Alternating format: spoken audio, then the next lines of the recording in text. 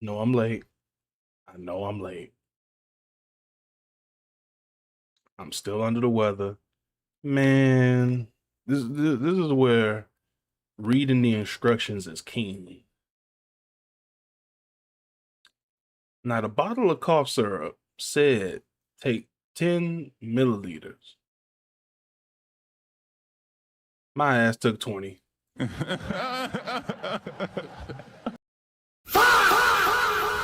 Man, I was so goddamn high. The only thing that was keeping me up was the punchlines from Agree to Disagree podcast. I'm over here drinking tomato bisque and I said drinking. I'm eating tomato bisque and sipping on some damn ginger ale. We gonna get the party going. Woo! Woo!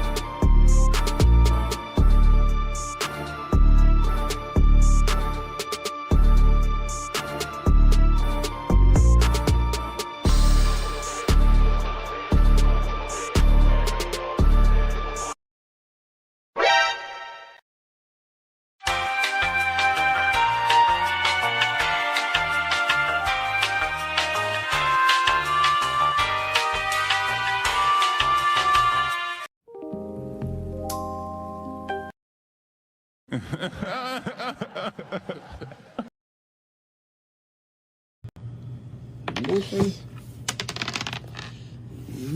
He all right.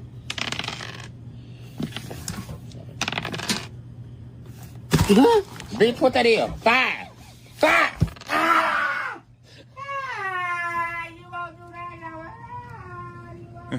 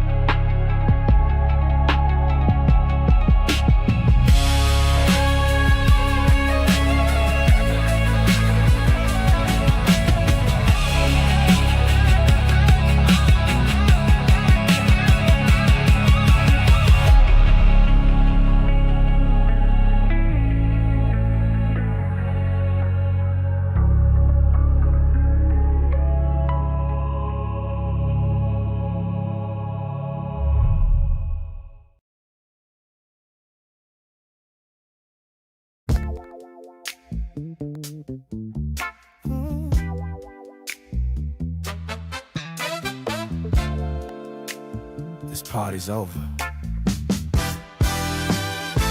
Bass window coming at you. Think you a player, ain't you? Doesn't matter which move, you better say your last prayer. I whoop your ass for what you did while I was fighting that traitor. I have had it with these motherfucking Skywalker betrayers. I'm the last motherfucker I sent supply to destroy the Jedi Knights. I'm the last motherfucker. Bass window is the name. Purple saber ignites. I'm the last motherfucker. Time to bring the purple haze.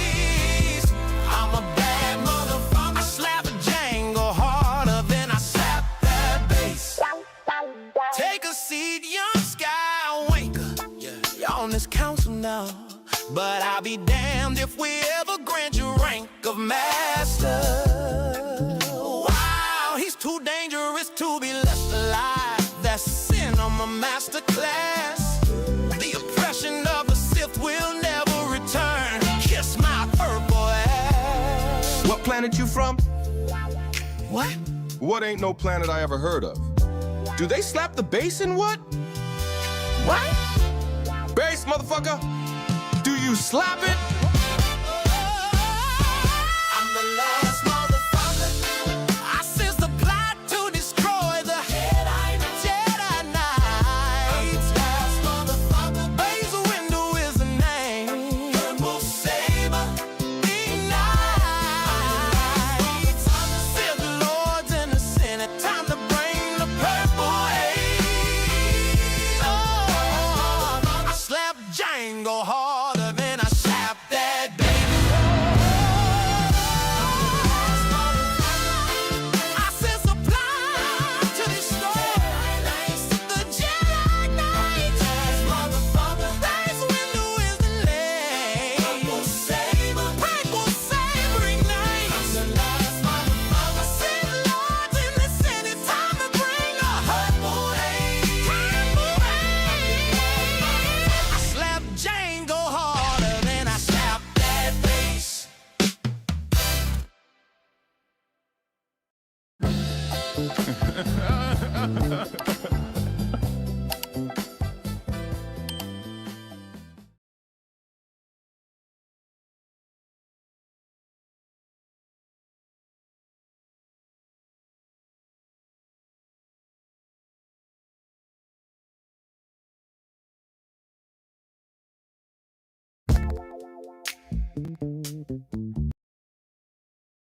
By Gage Charles.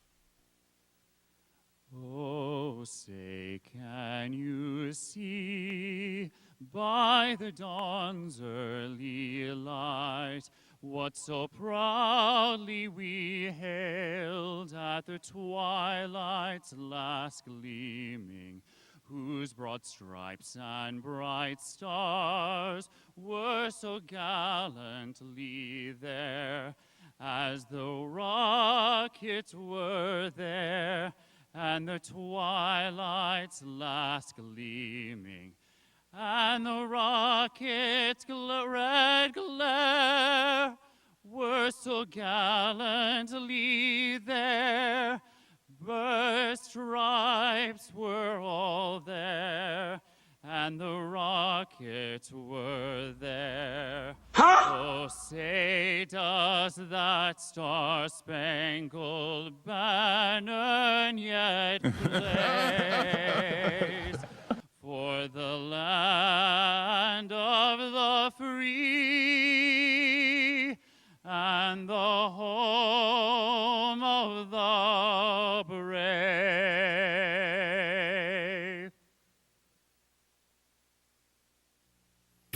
Do you have your passport? Did you get your shots? Girl, would you like to come back with Rob to America? America, America, beautiful. Do you have your passport? Did you get your Access shots? denied. Who wants to come back with Rob to America? We want these feathers, and you can shot my brother, you rockin' with me. To America.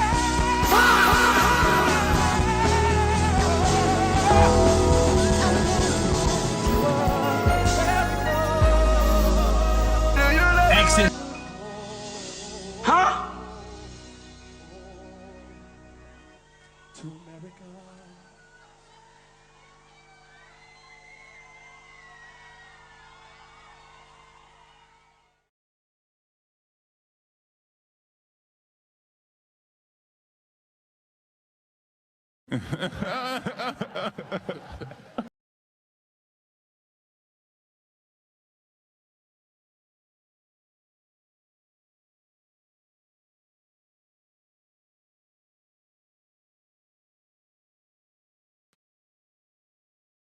Damn. I guess that's why.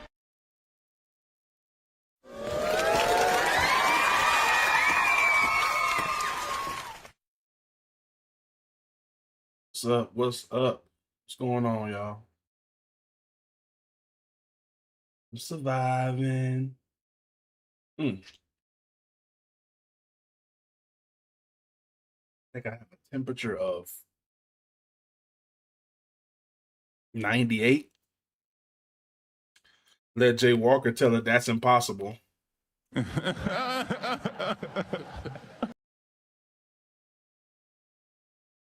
right. Let's see what we get. I know y'all see the theme going on. We're gonna get into a couple of these dash cams, particularly the Prime Analyzer. And the first thing I want to do is review something Jay Walker sent.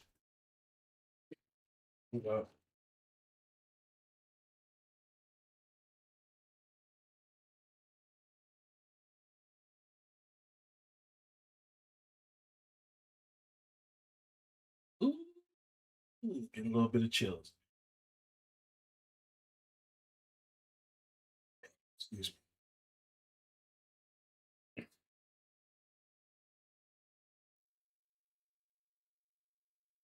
This is from Jay Walker. Make sure I got volume going on here. All right. What's that advice you said you want to tell the people about their cans? If y'all tired of y'all cans being put on the ground and y'all tired of y'all cans going to pick y'all cans up, let me tell y'all the perfect solution. Take y'all can, wash it real good. Take some cooking oil and some Vaseline, rub it all around it. Nice top, bottom, side to side. And you turn that motherfucker sideways and shove it up your candy.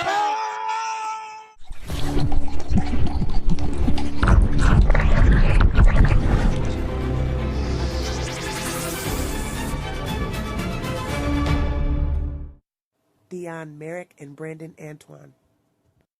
I just seen this gray car parked in the field. It's the video capturing the strange car Dion Merrick had never seen on his trash route, a Nissan sedan. The sanitation worker instantly recognized from an Amber Alert just hours earlier. How did it hit you? Like a ton of bricks, knowing that somebody's child was out there being kidnapped. The little girl, 10-year-old Jalissa LaSalle, abducted Sunday afternoon from her Louisiana home. Police say her captor had a criminal history. And I told Brandon. Hold on. First of all,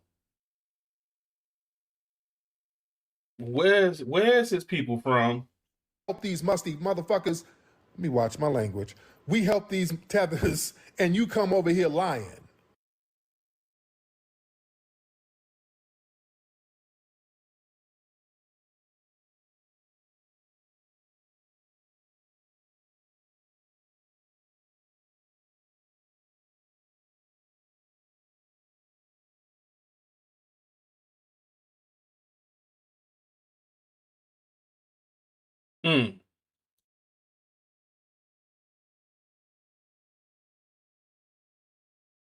Facts.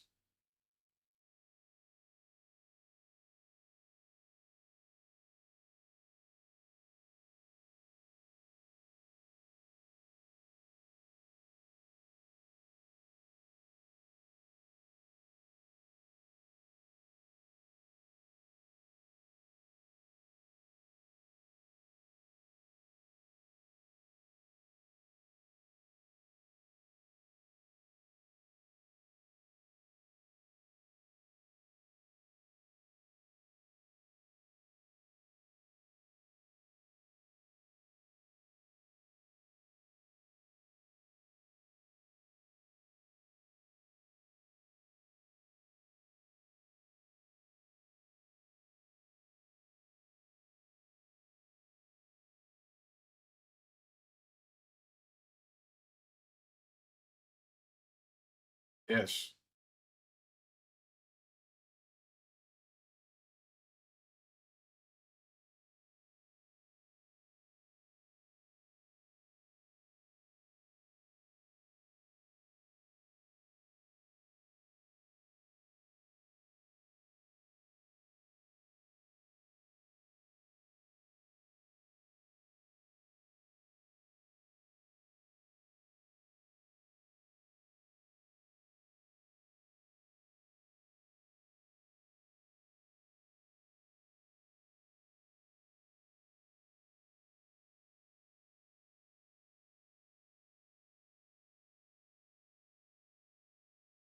Mm.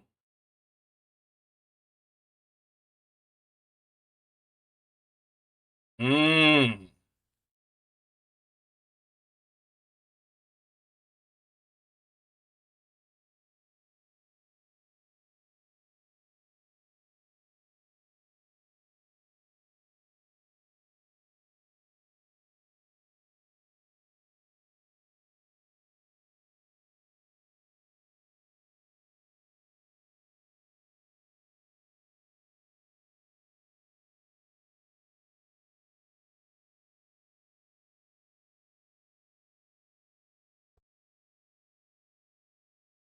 Thank you, Jay Walker. Did I mention that I was sick?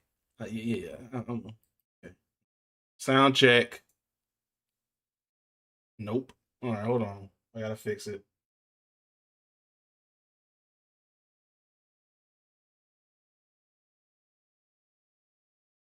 Why I sound like home?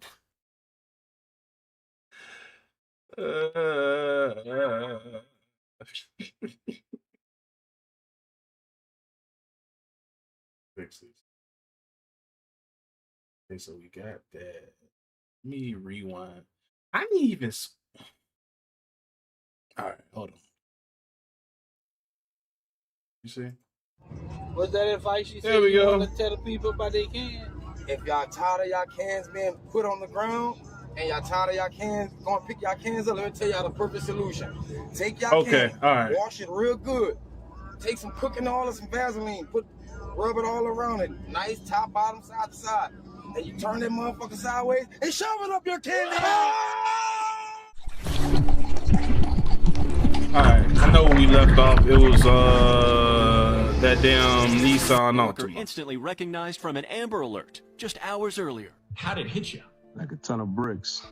Knowing that somebody's child was out there being kidnapped. The little girl, 10-year-old Jalissa LaSalle, abducted Sunday afternoon from her G Honda, what's going on, bro? Louisiana home. Police say her captor had a criminal history. And I told Brandon, that's the car that guy took that little girl in. And that's when this team turned into Batman and Robin, calling 911, then turning their trash truck down a dirt road to block any escape. As soon as the suspect seen us, he tried to back the car up, and basically he got bogged down. The duo stood in shock as deputies rolled in, saving Jalissa and taking her captor away in handcuffs. There was a dude who had a little 10-year-old girl, just saved that little girl's life, bro. Tonight, the girl's father with these words for her new heroes. I just can't thank them enough. I'm glad that they took the time, and she back home. On the job, and always on the lookout. We're not about to gloss over this piece of trash. His name is Michael R. Serial, or Surreal. Who gives a damn? Another one. An Amber Alert is an emergency bulletin distributed by law enforcement to instantly let everybody know that a child has been abducted. AMBER is an acronym which stands for America's Missing Broadcast Emergency Response. The program was created in 1996 in memory of a 9-year-old girl, Amber. Jay Walker, why it sound like you was about to say YT? Okay.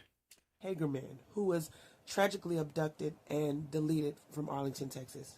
I just want to take the time and highlight these two gentlemen. They give us hope. There's still good people out here of all ethnicities. So no matter how much everybody tries to highlight certain communities and say that all or this or all or that based off of a few bad apples, that's crazy. There's still good in every community. It's time to reunite and stop causing this big division and trying to put it on all black. I'm going to just be real with you real quick. Let me be the one driving that trash truck. The police might not have got that call. I would have used that truck for what it's supposed to be used for. Man, Jay Walker probably would have saw the whole situation on some of this right here. Shut up, bitch!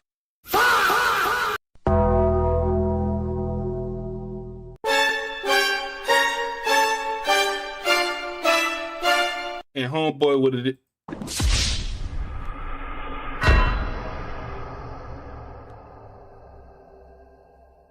Just saying. But luckily for him, there's cameras everywhere, and you can't go and do street justice as all willy-nilly as you want to. So shout out to these two gentlemen for doing the right thing. I've said it before, and I'll say it again. Watch who your children are around. That includes family also. Pay attention. Pay attention to who's paying too much attention to your children. The girl's 10. That is a family friend who did this. I know for a fact they didn't expect that. Watch your children. And just for that, you know he's going to get the big dog. Bring out the wood chipper.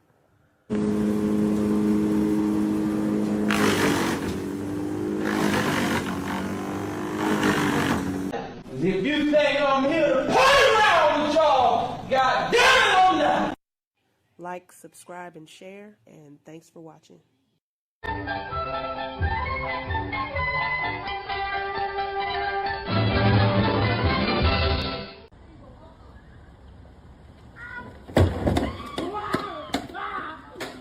not even that big.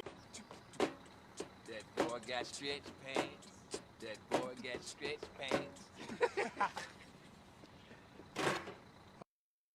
Lord have mercy. That was hilarious.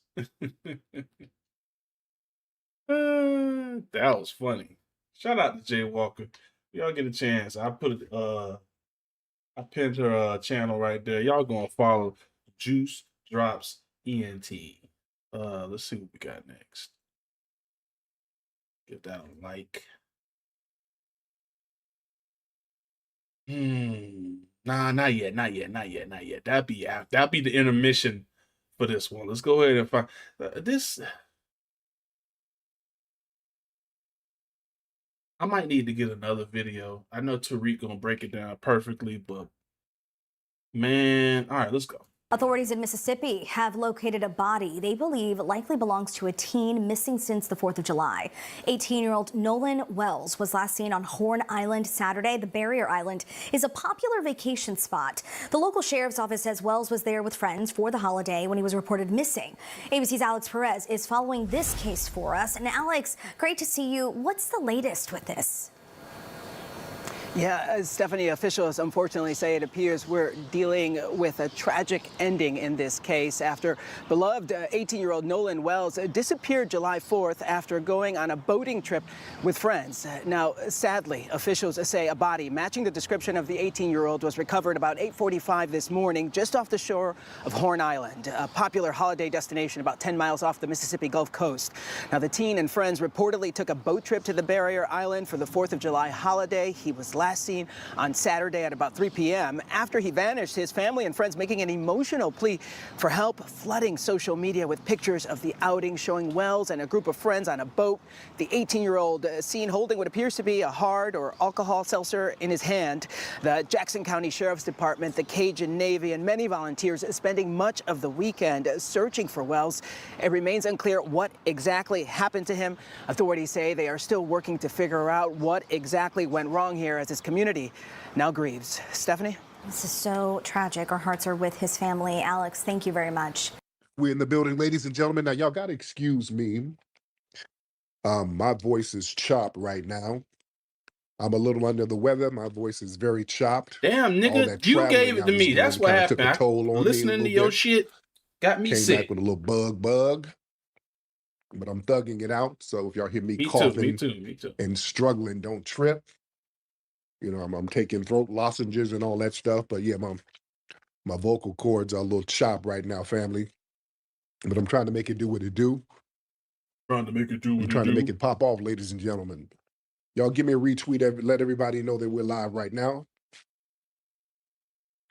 Everybody give me a retweet and let everybody know that we're live right now, ladies and gentlemen. Thank you, Jay. I'm trying to get better. I'll be better in a couple of days. I'll be 100%. That's why I didn't do my Sunday live yesterday. A lot of people were complaining, like, damn, you missed 2 Sundays. Last Sunday I was out of town, and yesterday I was just real down bad. I couldn't do it yesterday. So, but I'm here. I'm here, ladies and gentlemen. What's up, Soul Food? I had to talk about this case. And that's very important. This case about this kid, Nolan I had to talk about that, ladies and gentlemen. This Nolan kid who was out here with his white friends, Nolan Xavier Wells. For those who don't know, there's a case down in Mississippi where this black teen has a black dad and an Asian mother. All right, now put that in your back pocket. We'll get on that later. So Nolan, 18 years old, went out on a boat with his white friends, all white friends, at like some kind of 4th of July shindig, but a lot of white people there. He's like, for what I've seen, the only black person there. Major mistake. So they go to some island that's somewhere off the coast of Mississippi, some little party island. So he rides on the boat with his white buddies. They come back without him, talking about they assume he got a ride with somebody else, but they had his cell phone. Yeah, that's him. Okay. Really? Have y'all heard some of the horse shit excuses they're coming up with? And he was missing. They've been looking for him. They finally discovered his body, unfortunately. And the dominant white society doing what they always do in cases like this, they get on code with each other. You notice how all of them are getting on code? Law enforcement gets on code. Yep. The white media gets on code. All of them get on code, and they start protecting each other. And everybody starts acting dumb. They don't know nothing no more. Now, more information is coming out. From what I understand, I heard that Nolan had gotten into an argument with some of those white kids. Somebody said there was some kind of argument. Okay. That sounds familiar. Remember the black woman out there who went to Africa with Zaddy? There was an argument between her and Zaddy, and then she ended up unalive. Yes. Yeah. But understand something. This is the thing. A lot of black people are righteously, and I'm talking about foundational black Americans, are righteously suspicious about situations like this because we see it over and over again, where a black person goes out with a group of white friends and that black person don't show up. They don't come back. Now, most FBAs know better. Now, this Nolan gentleman, he was raised by his Asian mother. All right, I will get on that in a minute. But there's been other cases, ladies and gentlemen, where black people have went out with their white friends and didn't make it back. Remember a few years ago, 2021, there was a guy named Peter Spencer who was a Jamaican immigrant out there in Pennsylvania. Y'all look this story up while I'm talking. He went hunting with a group of, quote, white friends. They took that man out in the woods and shot him. Their excuse was that he was acting erratic and they had to stand their ground. And shot this man to death. It was 2021. We all know the case of Tamla Horsford, the black woman down in Georgia who went over to a sleepover with a bunch of white women and they found her dead the next morning in the backyard. Yeah. And all the white women gave a whole bunch of inconsistent statements. Talking about she fell out of a window because she was intoxicated. That don't make no damn sense. How the hell you fall out of a window? Really? You get drunk and fall out a window? Who does? Black folks don't do no shit like that. We can hold our liquor. We don't fall out no damn window. There was another case, 2004, a brother named Alonzo Brooks, 23 years old, black man. He went to a party in a predominantly white area in somewhere in Kansas. His friends said they lost track of him and they left without him. And his body was found a month later in a creek. The FBI, they reopened the case years later. They exhumed his body. A new autopsy ruled that his death was a homicide. Somebody killed him. Yeah. In 2020, there was another case, a dude named Elijah Witherspoon, 18-year-old black teenager, South Carolina, went on a boating trip with his white friends, didn't return. His body was found in a river. And his family and advocates, they were concerned about the conflicting stories of all the people out there. Yeah. It's the same thing. Black folks, if you got children, you better let them know what the game is. You can't be kicking it with all your white buddies like that, and you're the lone black person. You don't do that. We as foundational Black Americans, we know what it is. Understand they get away with this kind of stuff because when something happens to the black friend, the group and the dominant society and law enforcement, everybody gets on code. That self-preservation instinct kicks in. They all close ranks. They hire lawyers. From what I understand, some of these boys, they done hired some lawyers. Somebody's mama is a judge. I done heard all types of shit about these white folks who Xavier was around, Nolan was around.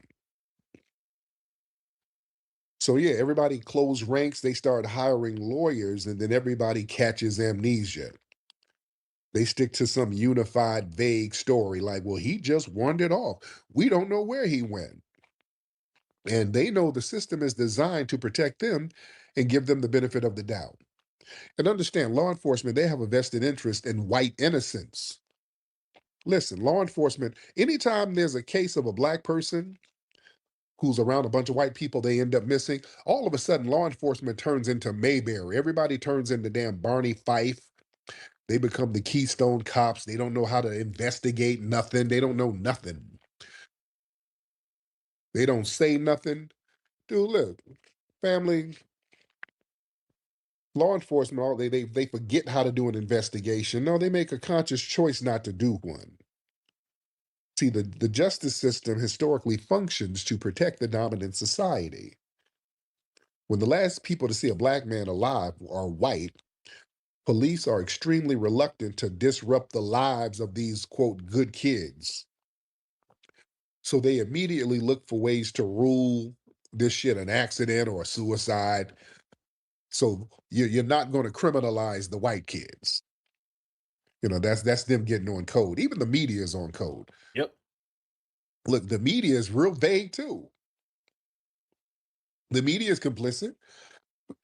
Excuse me. They get on code to control the optics. Listen, if a white boy went on a boat full of black folks and them black people came back without that white boy and that white boy was found dead days later, everybody in the hood would have a RICO. They'd RICO everybody. The whole hood would be in Guantanamo Bay. There'd be a RICO charge so fast everybody and their mama would get RICO'd. The whole hood would get hemmed up. But yeah, nobody knows nothing all of a sudden. Yeah.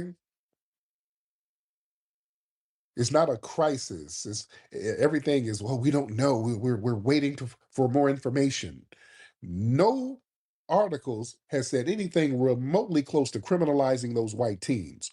And from what I understand, I'm hearing that they're deleting their social media, a whole bunch of shit, a lot of suspicious stuff that everybody in the dominant society is ignoring. The media tries to report it as a tragic mishap, no signs of foul play.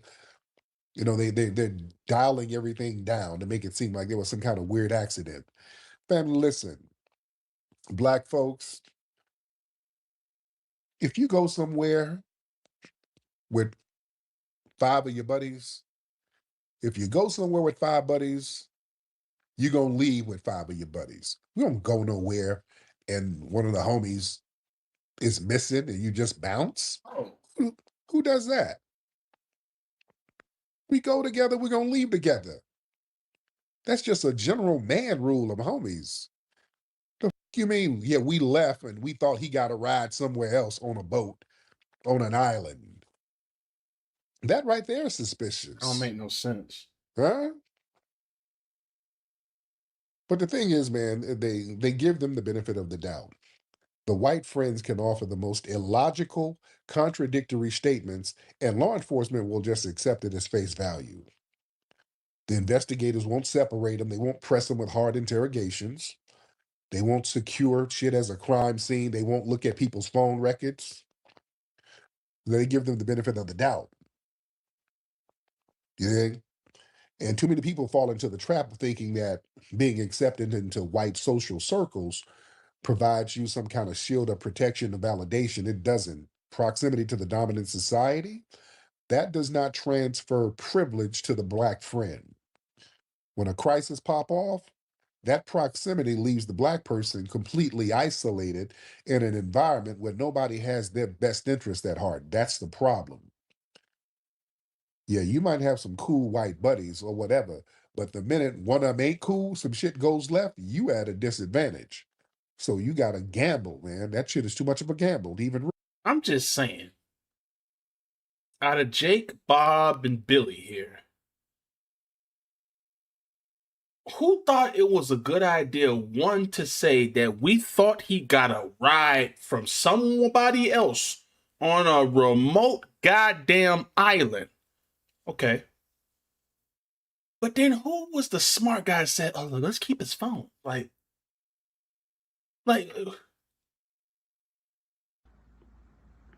huh?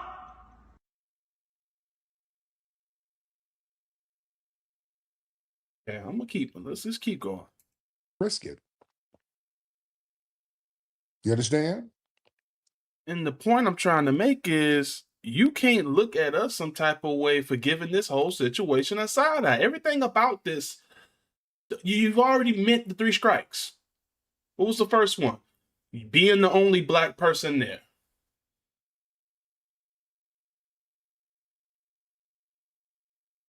What's the next one? You kept a phone? You kept his phone. Yes, yes, yes. But I'm not saying you can't have white friends. I'm not saying that at all. But, something gotta, and I don't want to, downplay, this guy's, humanity or intelligence, but the parents, somebody got to step in and be like, maybe this is not a good idea. On an island?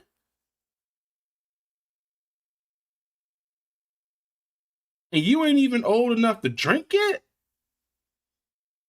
Nah, bro. I would have told my son, hell to the no.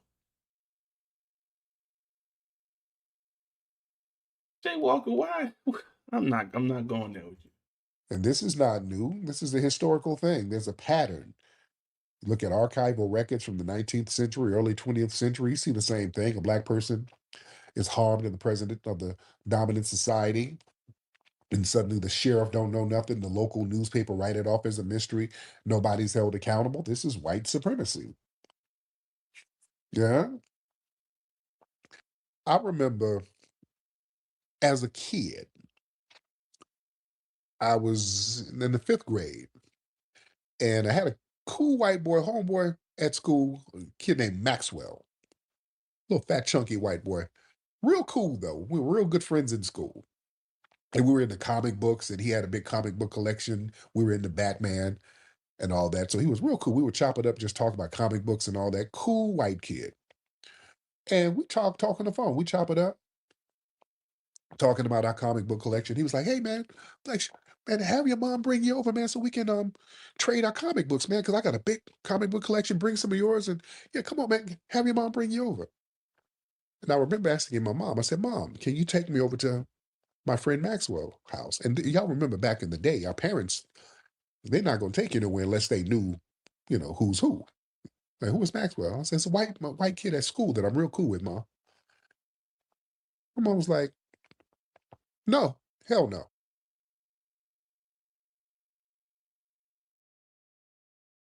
Chelsea says, why aren't you resting? Because I'm the Beardman.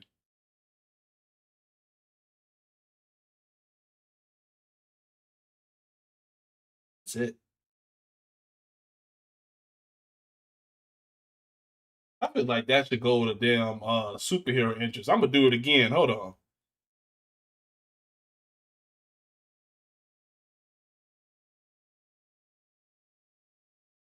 I'm the Beardman.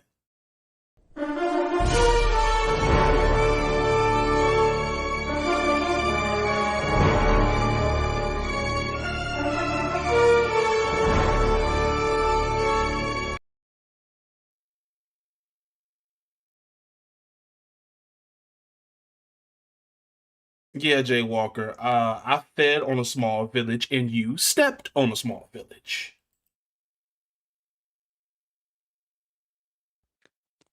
All right, go. Boom. Why? Just hell no. Hey, now.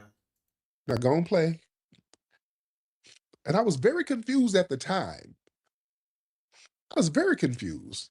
It was just like that, just very absolute, no explanation. Like hell no, no, go on outside and play. But no, I didn't get it then. But God damn it, I get it now.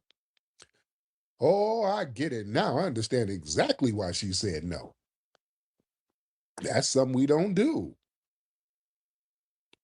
You know, you don't go to these people's houses. That's just we'll keep it a bean. You don't go to their houses like that.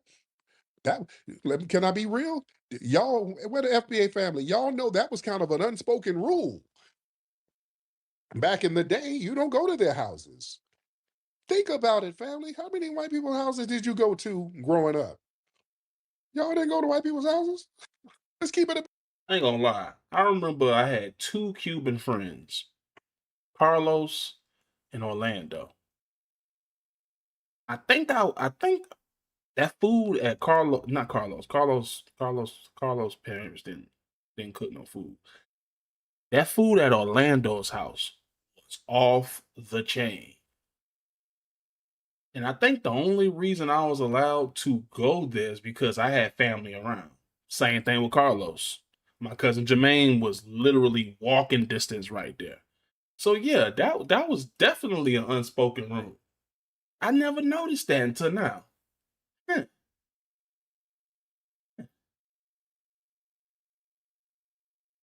Vampire pancakes. Why I said that like Homer Simpson? bean. Let's keep it a thou. We didn't do that. We knew that was like a no man's land. Oh, no, no, no, no. There's two things. You don't go to their house and you don't eat their food. Y'all know that when they were coming to work with shit. Hey, Keisha, I brought some butter squash and I brought some dressing and some potato salad. Uh, okay, I eat it. What did you bring?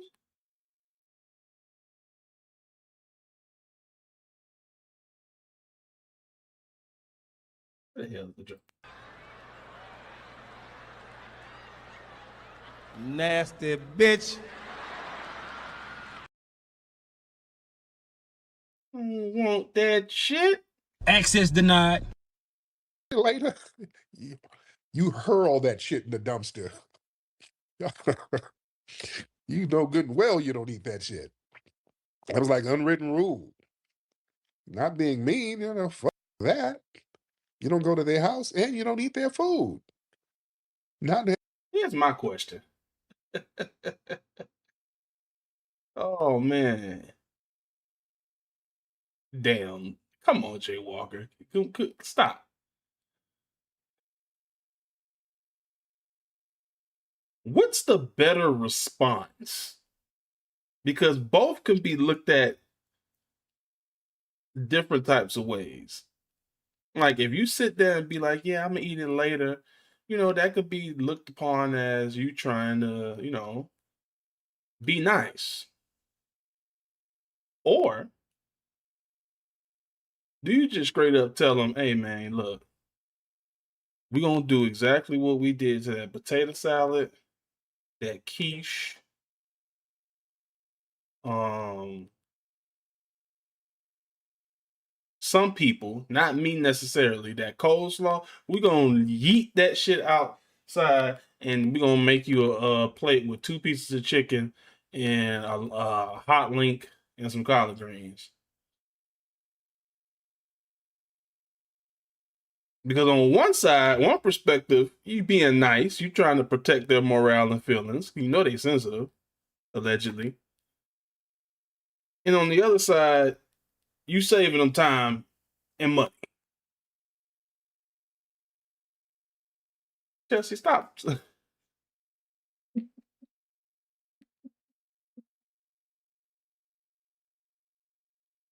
Oh Lord. Hey, they could be nice. The Secretary of Food. No, that's not what it is. That's not what it is. The Secretary of Hospitality and Sporting. They could be very nice people, but damn risking it though. We ain't gonna risk it. You know, it's better safe than sorry. We didn't go to their homes. We knew better. No, our brother Nolan, and rest in peace to that brother. That's very tragic what happened to our brother. That's very tragic. But again, this guy, his dad, Black American. I don't know if the dad is FBA. I don't know. I know his dad is Black. Mother is Asian. Now that's very pivotal, ladies and gentlemen. See, when you're raised outside of a foundational Black American survival framework, you might be taught that assimilating into the dominant society is a shield. But the reality is, if you're the lone Black person in a secluded environment, that shield is imaginary. It's a biracial child raised under the influence of an assimilationist culture by his Asian mother, where whiteness in that culture is viewed as the ultimate standard of safety and success. They don't develop a foundational Black American radar for racial danger. We got a goddamn radar. We know when some bullshit is happening or we're in some bullshit ass area. FBAs, we got like a sensory thing in our pineal gland that lets us know it's some bullshit around here. You go somewhere, we can smell the racism. You can just feel Stop that like, right there. Y'all ever seen that? You ever seen the movie? It was the last Spider-Man movie. Trav, I know you seen it. It was the last Spider-Man movie, and Peter got everybody round up. You know, it's a big conundrum going on. He got everybody round up, and then he just starts getting sick to his stomach. Like he's very nauseous and shit. And then the next thing you know, he hits Green Goblin with a piece of the web. Because he just knew. And that's how we are. We just know. People be trying to ask me how do you know this? I just know. Like I can feel it. I can see that there's something ain't right. Like me, if I start getting that deep ass agonizing sense of awareness to the point where I feel like I'm having a deja vu going, like something ain't right. Spidey sense is tingling, they be frying. They be frying. Them antennas just be all up in there. We just know. We just know. That trauma is passed down. Jaywalk.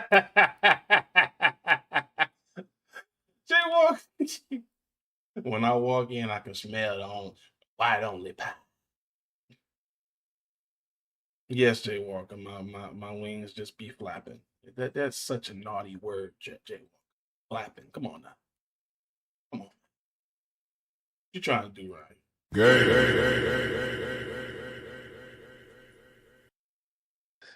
this place smells funny. It just smells like racism. I ain't gonna lie to you. I think it does have a smell. It does have a smell. It smells like old storage units that haven't been fucked with yet.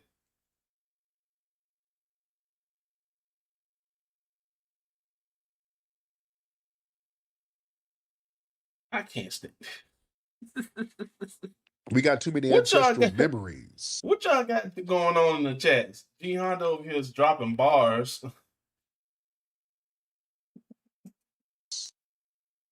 Yeah. So, but these other people, they're taught if they act right, speak right, hang out with the right crowd, they're going to be safe. That leads them completely unequipped for the reality that the dominant society can turn on you in an instant. You hear? Because our brother Nolan, his mama's Asian, but he ain't. Mm. You understand? That's the trick bag. Yeah, your mom and another Asian might be safe because they're not really a threat to white supremacy. The black man is a threat. Now, Nolan, a muscular kid, heterosexual kid, they said he was hollering at one of them white girls out there.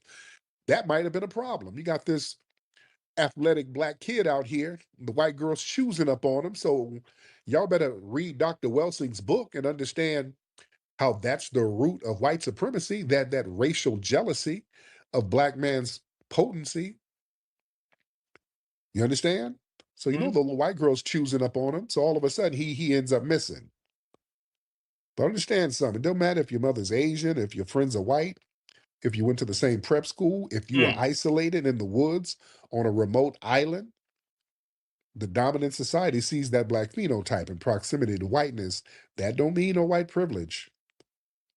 Yeah. We foundational black Americans, we got a generational understanding of geographical vulnerability. Our ancestors taught us the dangers of being the only black person off of a beaten path in the woods, near a remote lake, at a secluded cabin. Look, we understand these little rural, isolated environments are historically where these, quote, accidents happen. Believe. To black people. And when you ain't got no witnesses around to tell the truth, man, you don't ever be somewhere where you're the only black person. If you're the only Jay Walker, stay focused. black person, man, you better look for somebody else, or you better make a phone call. You are not safe. That's why foundational black American men, when we out and about, we'll make that eye contact. We give each other that little understanding, like, we give each other the head nod. You know, the FBA head nod. We see another brother. That head nod means, hey, if something go down, I got you. And if your shit go down, you got me. Just like in Montgomery. You understand? If something go down, there's a chair right over there. I get that chair and get to work. You see? But understand, going out with random white friends, just like that Peter guy up in Pennsylvania, he's Jamaican. You should have known better, but they don't know that though. They come over here and think, okay, if I'm with the white people, I'm winning. No, no, no, no. We know better. What's that other case? This Liberian kid. Y'all remember? He a kid who missed the bus. He was going to school. He missed the bus. He went knocking on a random white person's door. That white man came out the house with a shotgun, busting on this kid. He's Liberian. We know you don't do no shit like that. We know how crazy these white supremacists are. We know. You understand? So people got to have that conversation with your kids. You really got to have that conversation with your kids. You got to have a very uncomfortable conversation and tell them the truth. Yeah, your white buddy, hey, he might be cool and all, but that's going somewhere by yourself with your white buddies. You're at a disadvantage. You better have some black folks with you. You got to have some black backup anywhere you go. Let me talk to the family. Y'all raise your hand, family. Let me get y'all in here. I see Kyle. Let me see. I see Brother Wade. Let me see. Woke sociologist. Let me see. All right, let's try Kyle. Kyle, you in here? Oh, Kyle ain't saying nothing. Let's try Brother Wade. What's up, Wade?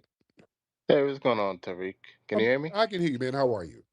Hey, man, I think the situation is very sad, and I know you speak on, there was a Jamaican that went through a similar situation. I just hope all my Caribbean brothers and sisters see this and say, hey, man, all that sucking up to white zaddy, that ain't gonna do you no good. These people will do you in and will not even lose any sleep about it, man. Real talk. Man, thank you so much, Wade. I appreciate you. Woke, what's up, Woke? Mr. Woke? All right, Woke ain't saying nothing. Let's try James. James? All right, James ain't saying nothing. All right, let's try the party. All right, can y'all hear me? Y'all shit all right? What's going on? All right, y'all people making requests and ain't saying nothing. All right. Party? Yo, party.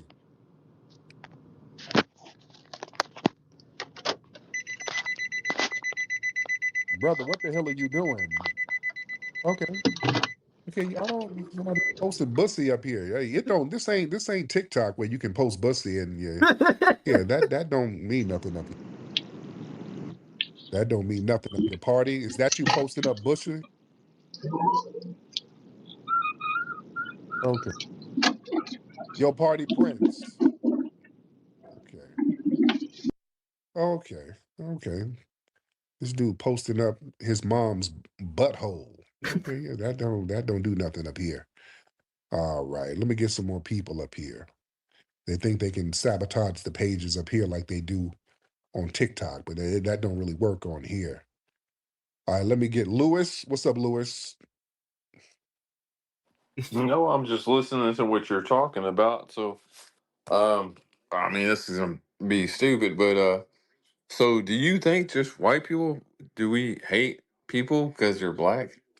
I don't know, but we know that when we end up missing with y'all, everybody acts dumb. I know that. So that's a problem. I mean, what does that mean? That means don't nobody know nothing. No, Everybody. what are you talking about when you said that? Okay, what don't you understand? I understand. I seen that little post that you post, but what does that mean? So a kid he's missing because he hang around 3 or 4 white kids and he's missing. Yeah, he hung around. So what does that mean? What do you mean? What does it mean? Why is he What do missing? you? What, I don't know. Are you saying just because they're white people they killed him because he's black? Is that what you're saying? I'm saying, why are you playing dumb? Well, ain't that kind of fishy? I'm not playing dumb at all. Well, ain't You're that kind playing of fishy? dumb. Okay, No, people like to play dumb. That's why okay, they well, listen to you that kind of fishy because they're though. dumb. Ain't that Actually, fishy? Ain't that kind of fishy though? oh, I mean, if that did happen, What you mean if it happened? What do you mean if it happened? it would be a bad thing. Okay, so what do you think happened? I don't know. I haven't even seen it yet. Yeah, y'all never see shit. When it comes to white people, y'all don't see nothing. Oh, How you go hop up into space but you ain't seen shit? Okay, bro. really? Because what about that woman in Texas? Oh, that's a good one. Which one? Here in Texas, she got beat up by 3 black chicks Yeah, saying "free you know about Carmella." that one. Yeah, did you see that one? You know about that, and they got arrested. Yeah, did you post that? And they got arrested immediately, didn't they? They didn't get, and nobody got amnesia, right? You see how that works? Huh? You see how that works? Come on, Lewis. Yeah, they got arrested immediately. You see? Unmute your mic, Lewis. I'm still talking. Lewis, unmute your mic, sir. Unmute your mic, Lewis. Unmute your mic. Yeah, he's trying to play dumb too. You don't know nothing. No, nobody ever knows anything when these cases pop off.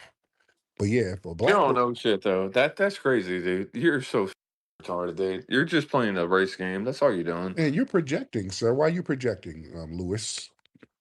I'm not playing a race game. You are You're just a racist asshole. That's all you are. racist to who? To everybody. That don't make That's all you are. You like to make your little money off people because you're fake, dude. fake. That's all you are, dude. You pro- Everybody knows what you are. you're Anybody with common sense knows. yeah, you're projecting, sir. That's a projection because we're not letting black people get unalive without calling your community out, sir. Facts. Yeah, you're not going to project onto us and your community unalive. What is your community? The white supremacist community, sir. That's your community, the white supremacist community. They all get on code with each other. No, that makes you racist too. What's your Oh, shout community? out the You're the white International supremacist Choir Storm. What's going on, bro? community. What's your community? The victims of white supremacy. That's your community? Yep, we're victims of white supremacy. We're victims Really? Why? because you won't stop practicing white supremacy. Really? Seriously? You're an idiot, dude. You got to be kidding me. If white people don't just go around beating up black You're an idiot, Dad. people, dude, You you got to be out of your mind, dude. you can't just go around beating us up. We'll beat your ass. That's why. So you have to do things. No, I'll beat your ass No, too. you won't. You know you won't. Me? I'll beat your ass. I would kick you dead in your bussy. You wouldn't do nothing. You have your bussy kicked all up and down Texas, sir. You wouldn't do a goddamn thing. Stop it, Lewis, and you know it. You understand? Let's stop playing. Let's stop watching the Rocky movies. You're watching way too many Sylvester Stallone movies. Those aren't real, sir. So don't try to get your weight up. All right? No, whatever, dude. You're just full of shit, dude. I treat everybody the same. So Oh, I treat black people the same. I No, you treat don't. white people the same. I really don't like these stupid white people who talk shit about black people, and I don't like black people talking shit about white people. It's just really idiotic, to be honest. well, damn it. If black folks hang around y'all and end up, guess what? We're going to keep talking about it. I don't give a damn how you feel.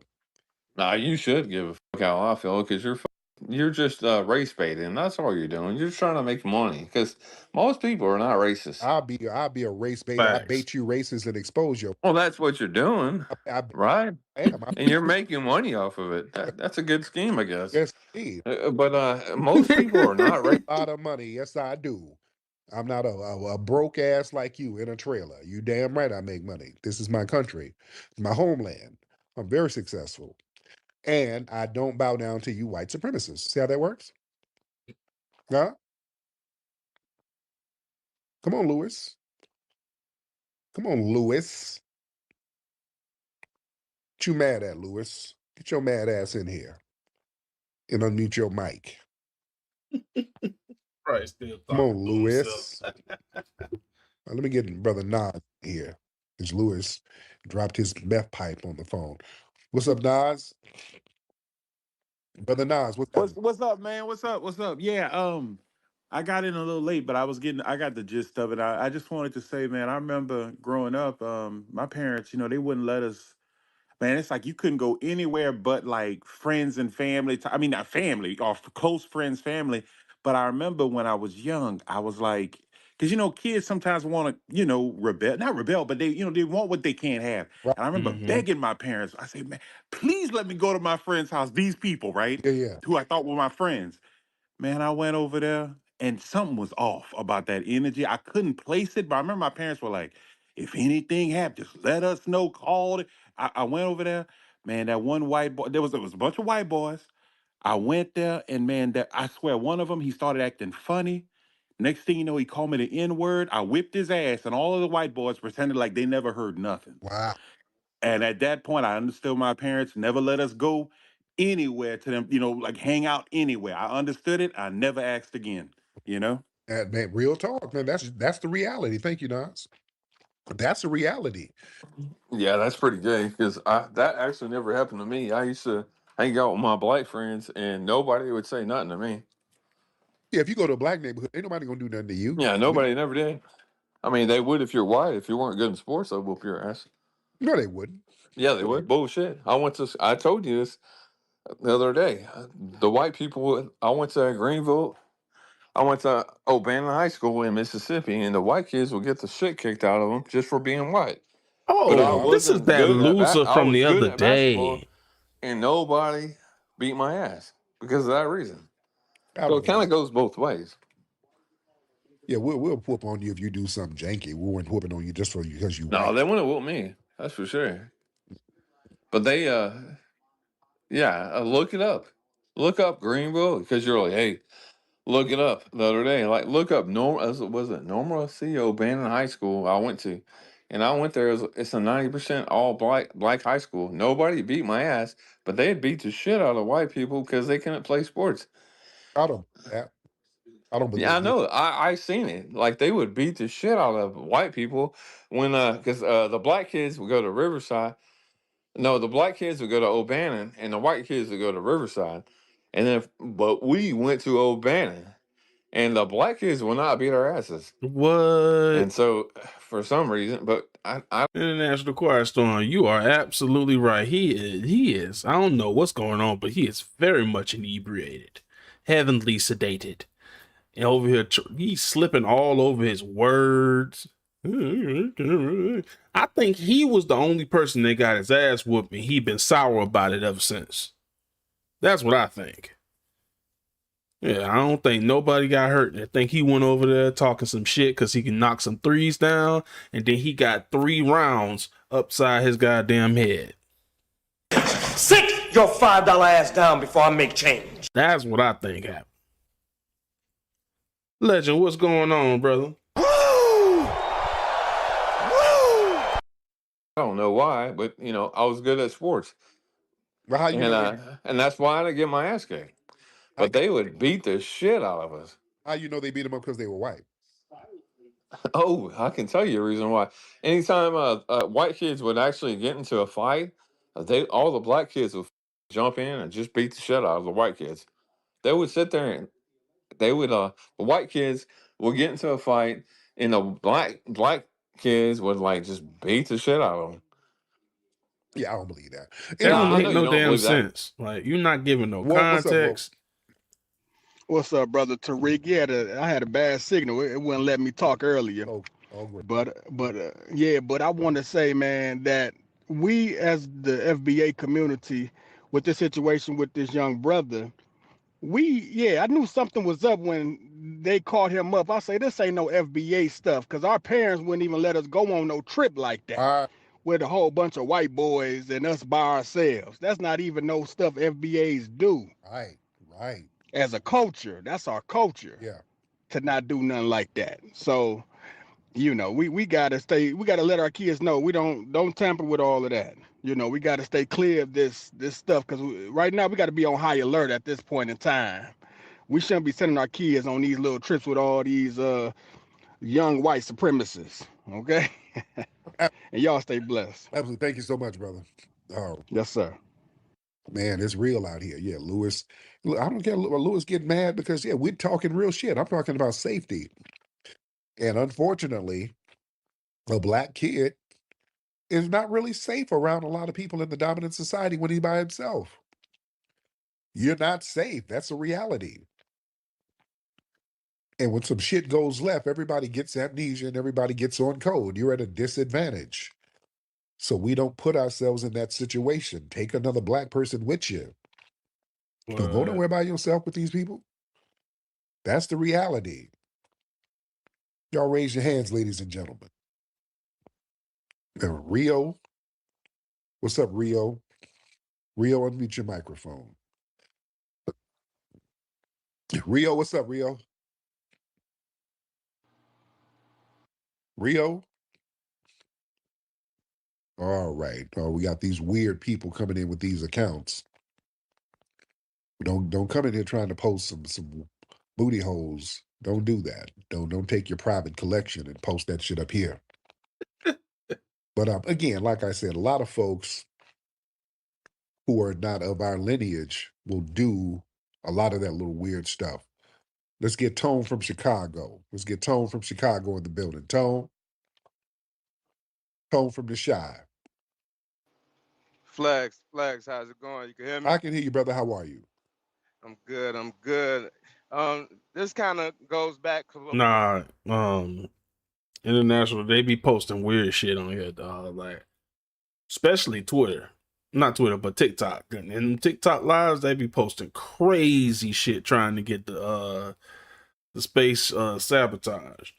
But they do the same thing on Twitter, though. the school shootings thing, the culture that they have, because, they can get away with this type of things when in the school shooting, it usually ends in them, getting detained or whatever. So we got to look at it from that standpoint too, because in those school shootings, they usually target the black kids in those schools. So I think this is an extension of that. Oh, yeah. And again, don't let law enforcement fool you. All of a sudden, they act dumb. Y'all remember that white woman, Natalie Holloway, when she got missing out there in Aruba? Mm-hmm. Y'all remember that some years ago? Dude, they had an international search party for that white woman. They sure did. They turned over every nook and cranny looking for who unalived that white woman. They were hemming the brothers up all in Aruba. Remember, some of y'all might not remember. They were like security guards at the casino that she was at. There were brothers working up there. They were hemming them brothers up. The brothers were suspects at first, but they kept investigating and found out it was that Dutch guy, Vandersloot, whatever his name was, who basically unalived other women. This dude was basically a low-key serial killer.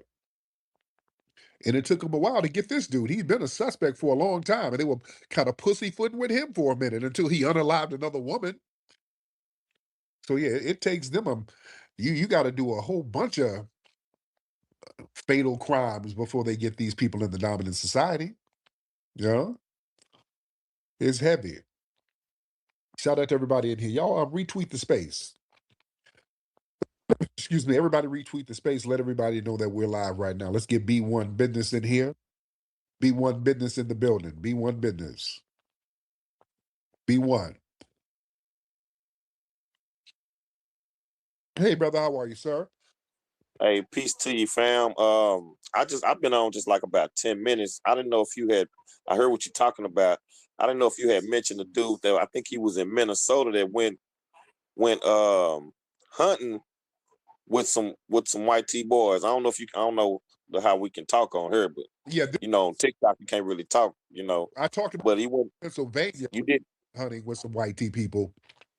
He was in Vegas? No, he was in Pennsylvania.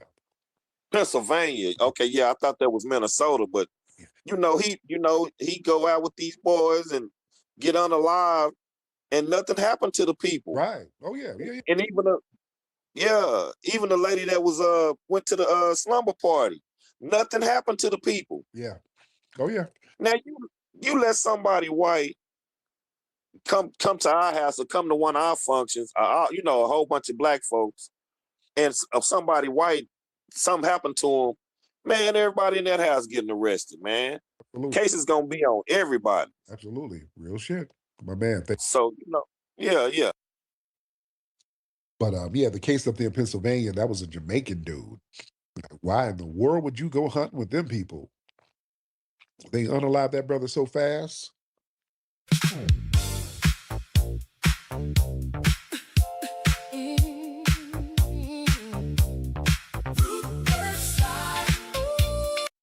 Shit. Hold up. We got Cree in the building. Give me a second. 8 noodles with no packet. Cereal with the canned milk, the powder milk, no milk. Waffles, no syrup. Jelly, no jelly. Nothing. Oatmeal, no sugar. Oatmeal, no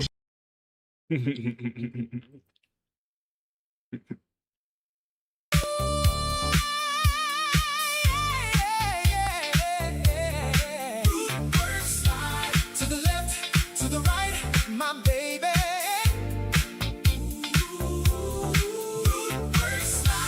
Do it with me.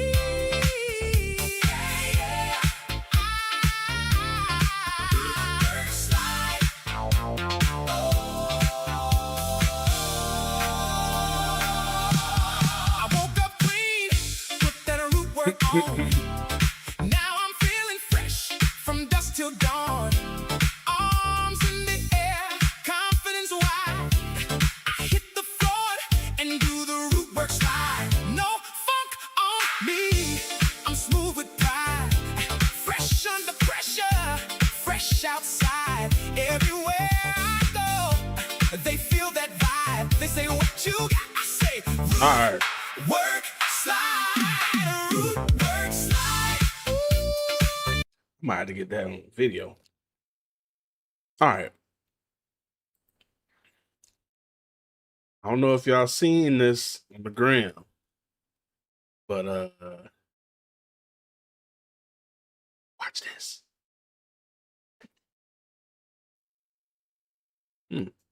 AI.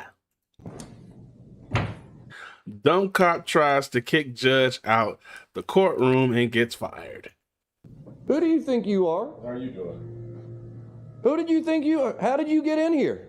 What do you mean, how did I get in here? I mean, how did you get in here? What do you mean, what do I mean? What do you think this is, the monkey bars at the playground? A new judge arrives early, heading in to change before court starts, only to be insulted and accused of trespassing by the bailiff on duty. But when the truth comes out, that stranger turns out to be the bailiff's new boss. And by the end of the day, one of them won't be coming back Now to you're work. sitting in the judge. You're going to sit down, huh? Please don't. You got about 5 seconds, boy. Boy. Pretty good. Put down the gavel, get out of the chair, you're going to be arrested. Why would I be arrested? I'm not playing games with you no more, boy. Why would I be arrested? That's I don't know how boy you number got 2. in here. I don't know who you are. No. I would ask for an ID, but I doubt you have one. Tell me why I would be arrested. Why would you? Because you're sitting in the judge's chair. There's a reason. Playing with the judge's gavel. There's a reason why I'd be here. I don't look familiar to you? There's a reason why you be here? There's a reason why I'm in this seat right now. Do I not look familiar to you? No, you don't look familiar to me. I don't know you from Adam. That's crazy. Boy, you got about 5 seconds to get out of that chair. We're going to have word. We're going to. Don't call me. Me, you going to go round and round. You want to get arrested? You've been arrested before? You got a record? No, I don't have a record. You need to get out of that chair right now. I said, no, I said, get out of that chair. Relax. This is all property of the state. This is property of the courtroom. Crazy. You come in here, you disrespect the office, you disrespect the chair, you bang the judge's gavel. You got about 5 seconds, boy. Could you stop calling me a boy? I'm a grown man. And of course you're a grown man. Why I'm here. So just relax. What's the reason? Go ahead. You come here, No. all this. No. Why don't you tell me why? I'm not, no. It's not my position to ask you questions. You answer my questions. You don't ask me questions. Tell me why I would be here. There's only one reason why I would be here. Why would you be here? Because you broke in here and you're sitting down on the judges and you're playing. Broken. You think you're playing like a dollhouse or something like this is your dollhouse you play with at home. This whole courtroom, this whole sacred institution. I have a lot of things to do. Could you please, just go on with your day. There's a reason. I'm going to call it in. You want to make this into a case, do you? You could just leave. You could walk out of here right now. That's the end of it. What kind of case would this be? What kind of case would it? Now you're asking me questions again. I told you, boy, it's your turn to answer questions. For the third time, I'm a grown man. Don't call me a boy. Well, I don't know if you is. You coming in here. Would you please tell me what type of case I would receive by just sitting here? You got trespass. You're about to trespass you right now. How am I? You're not going to be allowed back here anytime. How am I? Unless you're arrested. Next time you get arrested, you're going to be over there. You're going to be brought before this. Well, so you might end up back here, but you're not going to be back here anymore today. This is crazy. So I just recommend you get up now. I'm already going to trespass you. All right, this is what you get right now is the charge trespass. And you keep going, you're going to get obstruction. Don't touch me. I'll do you for assault. I'll do you for assaulting a police officer. I saw you reaching over there. Boy, you need to shut that. You need to get up. Yo, I got things I need to do. Don't touching the judge's marker. I have things. There's a reason why I'm doing this, sir.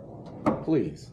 Like, relax, man. You're tampering with evidence right now, or you're touching your possession of stolen property. Probably. What's stolen? This is my property. This is my property. Well, you're right because No, take a look. This is my property. This is my property. There's a reason why I'm sitting here. This isn't your property. This is my property. Who do you think you are?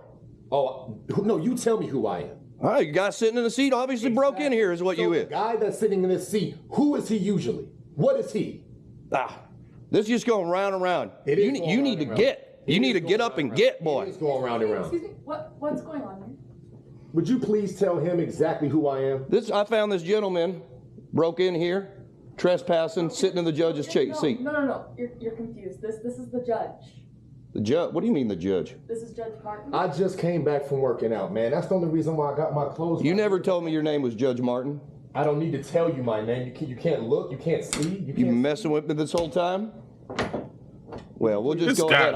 Would you please escort him out? Just escort. From what I've seen today, you're going to be fired expeditiously. Your Honor, I don't want to hear it. This is all big on misunderstanding. You understand? Well, yeah, it is. And this misunderstanding is going to cost you your job. Just please, just. I'm calling Cap.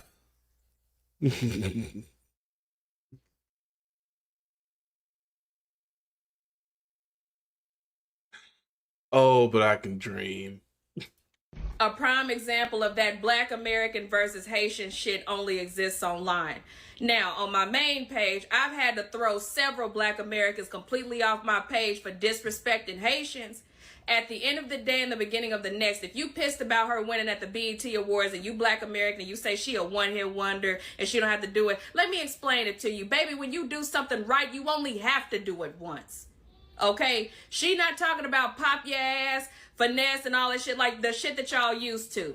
Okay? She tried to give you bitches a queen mindset and she did that. When you do something right, I'm going to say it slower, you only have to do it once. Gianna, so you gonna mess around and get your ass timed out. Your goddamn mind.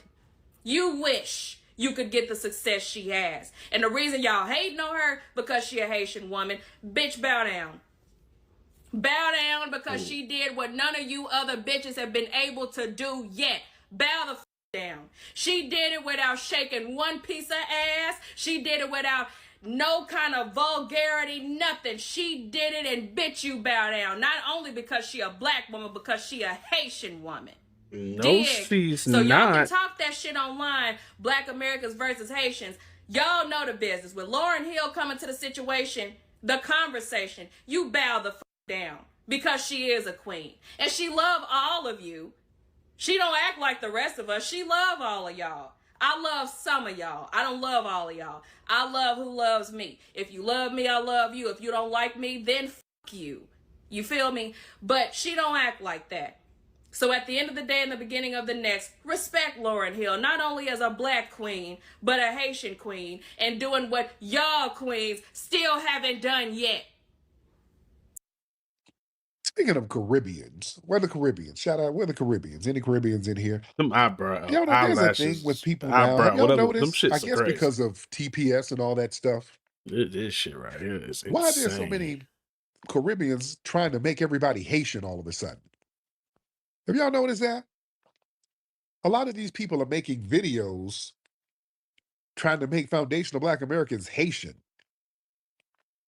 This is goddamn ridiculous at this point. I saw one woman, I think she's, what is she? She has a youth TikTok channel. I think she might be Haitian, I'm not sure. But she got on here talking about Lauryn Hill is Haitian. Lauryn Hill is not Haitian at all. Wyclef is, and the Fugees, the Wyclef and Pras, they're Haitian, but Lauryn Hill is not Haitian at all. Joy Reid got on some live talking about, yeah, the Haitians have been pivotal to this and that. Crispus Attucks, who was in the American Revolution, he was Haitian. Like, what the, what? Family, Fact. Crispus Attucks was not Haitian. Crispus Attucks wasn't Haitian. Lauryn Hill isn't Haitian. These people are just saying shit. Listen, you know what this is? Foundational Black Americans, man, this delineation has disrupted the old game of people hiding under the generic Black umbrella, siphoning off our cultural energy. And because we've drawn a hard line in the sand and we're demanding historical accuracy, there's now a coordinated panic, ladies and gentlemen. So now there's a sudden push to crowbar Haitians and other Caribbean groups into the building of America and the civil rights narrative. You understand? And I'm telling y'all, as a historian, these people are full of shit. I guess a lot of them assume that we don't know the history. Oh, the hell we don't. We know the history. See, this temporary protective status, that's been revoked for a lot of these people. So that has created a state of political desperation. And when the threat of deportation is on the table, the PR tactic is to try to manufacture a historic anchor in the United States. So they're pushing a false narrative that they fought in the Revolutionary War, built the country, and built New Orleans and all that shit. They're trying to create a political shield. So the narrative that they're trying to do is like, you can't deport us because our people are also foundational to history too. So they want to use our foundational Black American equity as an immigration defense mechanism. And these people are just saying shit. They're just pulling stuff out their ass, man. See, for a long time, a lot of these non-FBA groups, they were comfortable sliding into our spaces and benefiting from the civil rights infrastructure that we built, extracting the resources, and this delineation movement has closed that loophole. Now we're clearly defining who we are and who built this nation. So now these people are scrambling to try to retroactively write themselves into our history. They're trying to crowbar into our damn legacy. Just like when they start talking about Haitians fought in the Revolutionary War, they went down there, fight with the French in Savannah and lost. First of all, it wasn't Haiti yet. They went to Savannah and got their ass whooped. That's not a flex. You know? Then they start talking about W.B. Du Bois was Haitian. W.B. Du Bois was FBA. He had a Haitian or Saint Domingue ancestor, but he was still foundational Black American. Yeah. Then they like to bring up Harry Belafonte and Stokely Carmichael and all these people that were around in the civil rights movement. Yeah, there were some individuals with Caribbean ancestry who participated, but the movement itself was not a Caribbean import. The infrastructure, the strategy, the funding, the physical bodies taking the beatings, the marching, the boycotting, all of that was FBA, goddammit. You understand? Let's be very, very clear.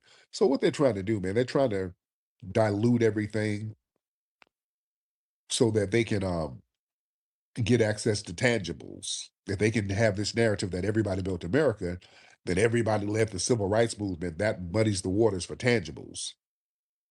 Yeah. And then they do this fake Pan-African guilt trip. They try to use a romanticized, weaponized version of Pan-Africanism to try to guilt trip foundational Black Americans into disrespecting or accepting their disrespect. So if we correct people, if they start lying on Crispus Attucks and all our other icons, well, we're divisive if we call them out. Just like this white man who called up. If we say, hey, man, it's funny style, if a Black person goes out with a bunch of white people and they end up unalive, that's kind of suspicious. Hey, God, that's goddamn racist, dude. That's racist to say, dude. Yeah, don't try to gaslight. Don't try to gaslight us. Let's get outstanding Brandon. Outstanding Brandon, hop on. Mr. Brandon, hop on, sir. Yo, what's up, big bro? Hey, man, how are you, sir? Man, what's that word, Charlie Wiley? I wanted to bring up this point. As a kid, as a kid, we used to have to my moms and had us watch this movie with Ice-T called Game and Surviving the game. I know what you're talking about. Surviving the Game, exactly. And that terrified the hell out of me. Excuse my French, you know what I'm saying? I know we're doing a YouTube thing. I'm like, it terrorized the hell out of me. But it always embedded that in my mind that, you know, if you the only Black person, you know, you looking at a strong situation where they can't pull a tech like that. Like I was working for back in Chicago. I was working this convention center. So it's two dudes walked up on me and they was like from Chicago, hey, look, where can I find some bud at? And I'm like, shit, if I could make some extra money out of it, I'm gonna go ahead and try to finesse this real quick. And they bought the bud for like $30, $20 more than what I bought it for. We sitting in the hotel and they just like, you want to smoke? So we smoking. And I look up, I'm the only person smoking. So I'm like, damn, I'm like, if they trying to pull a tech up on me or something like that, you know, I told them like, yeah, we finna get ready and go. And as soon as they turned their head, I took off. You know what I'm saying? Because I'm like, shit, you know, I had that embedded in my head, like you the only person, you know, in that, and you the only Black person in this situation, and I thought about the game situation. You know, it's like I'm like, damn, I'm the only person. He's like, he stopped smoking and stuff like that. So I'm like, oh, okay, you know. So I wanted for the audience, y'all need to go look up that movie and show that movie to the kids so they get a gist of what's going on. Absolutely. All right. So much, brother. But yeah, the movie is called Surviving the Game, where my brother Ice-T. Movie came out, I think, in the early 90s. It's a deep movie, man. Ice-T played a homeless guy, and some rich white dudes approached him, and they're like, hey, come out to this cabin. And I forgot why they invited him. I forgot what the excuse why they invited him. So he goes to this cabin, and he finds out and you know, they all whining and dining him and feeding him and all that. And then the next morning, they start chasing him and make him run off into the woods, and they start hunting him. So it's like these rich white men get homeless Black people. It's a hell of a deep movie. So check that movie out. Surviving the Game with Ice-T. The Move. What's up, Move? Yo, what up, Flex? How you feeling? I'm good, man. How are you? Doing good, doing good. Man, I just want to remind you, do you remember that case with Bakari Henderson over in Greece? Oh, yeah. Man, that brought me back. And he was with his white co-workers out in Greece. He was with a group of them. Oh, yeah. None of them had his back, bro. Right. Damn. And so, you know, and I like to tell all my cousins, man, who are in college, bro. So, like, when we were in college, I went to a PWI, bro. They used to always invite us to the frat house. Me and my homies always made sure that we went together. And we was in the frat house together, you know, because, you know, they be having stuff flowing around, you know, around the house and stuff like that. We wasn't going to get blamed. if something Right. like that would happen. I tell them all the time, yo, roll together. We used to roll 4, 5, 6 deep, man. So we have that understanding with each Oh other that yeah. we gonna protect each other, bro. So all the youngins out there, everybody who's in college, law school, make sure y'all stick together when y'all go out together. Real talk, man. Thank you so much. Yeah, man. That's the rule, brothers. We go out, man. We show up together. We gonna leave together. All of us. If 5 of us show up, 5 of us gonna leave. Unless somebody pulls a honey and we he said, "Hey man, I'm gonna roll with her." We know where everybody's gonna be. We're not just gonna leave nobody. We ain't doing that. What's up, Bubba? Yo, Tyreek, what's up? I'm good, Bubba. How are you? Yeah, no, man. I think it was kind of messed up on the kids, not like checking on their friend to go pick them up. That's for sure suspicious. Right.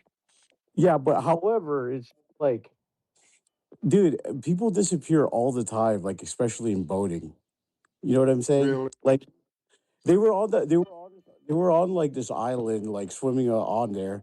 There could have been a number of reasons, like why probably just drowned, man. I mean, that's probably what happened.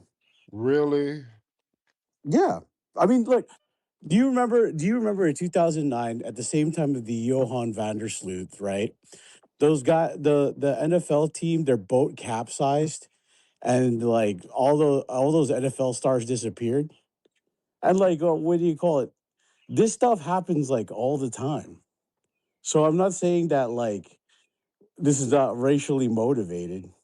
You don't know that for sure. I mean, Dude, how come every time so many cases where black people go out by themselves with white people, they don't come back? Why is that? name them. Shit. I named them earlier. The Peter guy in Pennsylvania. This Yeah, and what happened to them? Yeah, he went hunting with his white friends and they shot him. Then another case in Cummings, Georgia, a black woman went over to a sleepover. Yeah. And then what happened? They said she fell out of a window. That don't make no sense. Yeah, and then, dude, black people disappear all the time. It all disappears. Yeah, I don't see how but you go, white and erase white people do emotions. shit to black people all the time too, don't they? Historically, right? What's that? And Yeah, but like this come on, Tariq. Look at it. This is like desperate. I mean, like, desperate? yeah, I mean, like, what do you call it? You're trying to make this into like a big thing, and I see it on Twitter trying to make it a big thing. So, And like, if you don't stop, because if it were a group of black people and a white boy ended up dead and the black dudes came back talking about, yeah, we left him, but we know what happened to him. Y'all would be running around here screaming for RICO charges to be on everybody. So stop it, sir. Facts. nah, dude. Are you telling me how many times that like a white person has disappeared? That like you can only name that Johan van der Sloot, and that's because they was under investigation already too. Like And he multiple. unalived another woman, right? Yeah, he did it. He did that for multiple women. That's why the search was so like It took active, dude. Like I mean, it all depends on like your high profile and whether or not your case. Like I don't believe this. Like this is like this is what we're talking about right here. Boy, they get to explain it. Bruh. The splaining is real. This is how they get on code with each other, ladies and gentlemen. Listen to this guy right here. This is why you don't take your ass over there by yourself. Because they'll oh, you guys are paranoid. Paranoid Negro time, just dude. doing explaining. Paranoid Negroes. You try. This is what it is. Like you should handle the He's sundown. losing the How many argument, so now sundown towns are there? Well, there's a lot still. he's over Black there, he's people crashing out. disappeared. The white supremacy is heinous in these sundown towns, right? Name them. Name the sundown towns. Yeah, I mean, name it. How many sundown towns? How many how many people have they lynched in the last 40 years? Name them. Trayvon Martin was lynched. Mike Brown was lynched. Yeah. No, they're not right now. Get out of here. Yeah. You get just because you ain't hanging somebody in public. Trayvon Martin lynched as he attacked George Zimmerman. Stop with that attack George Zimmerman shit. Please. That was a lynching. That's why y'all white supremacists Attack. supported him. We have Yeah. him on the phone saying, Lynching I'm still finna go pull on. up on him. What are we Yeah. talking about?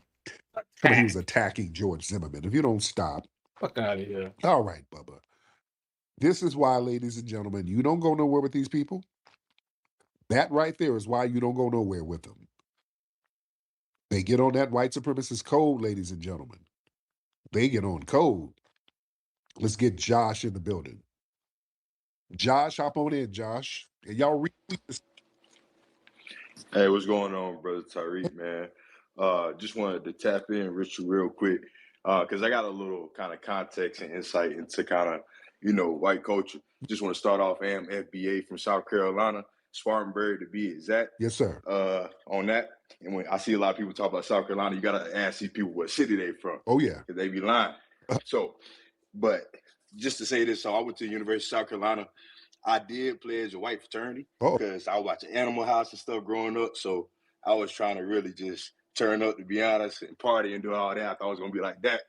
So a lot of my close friends is white, and all that. The part about the story with him saying they thought he caught another ride, that don't even make sense right there, man. Like I done been out with a lot of white people a lot of times.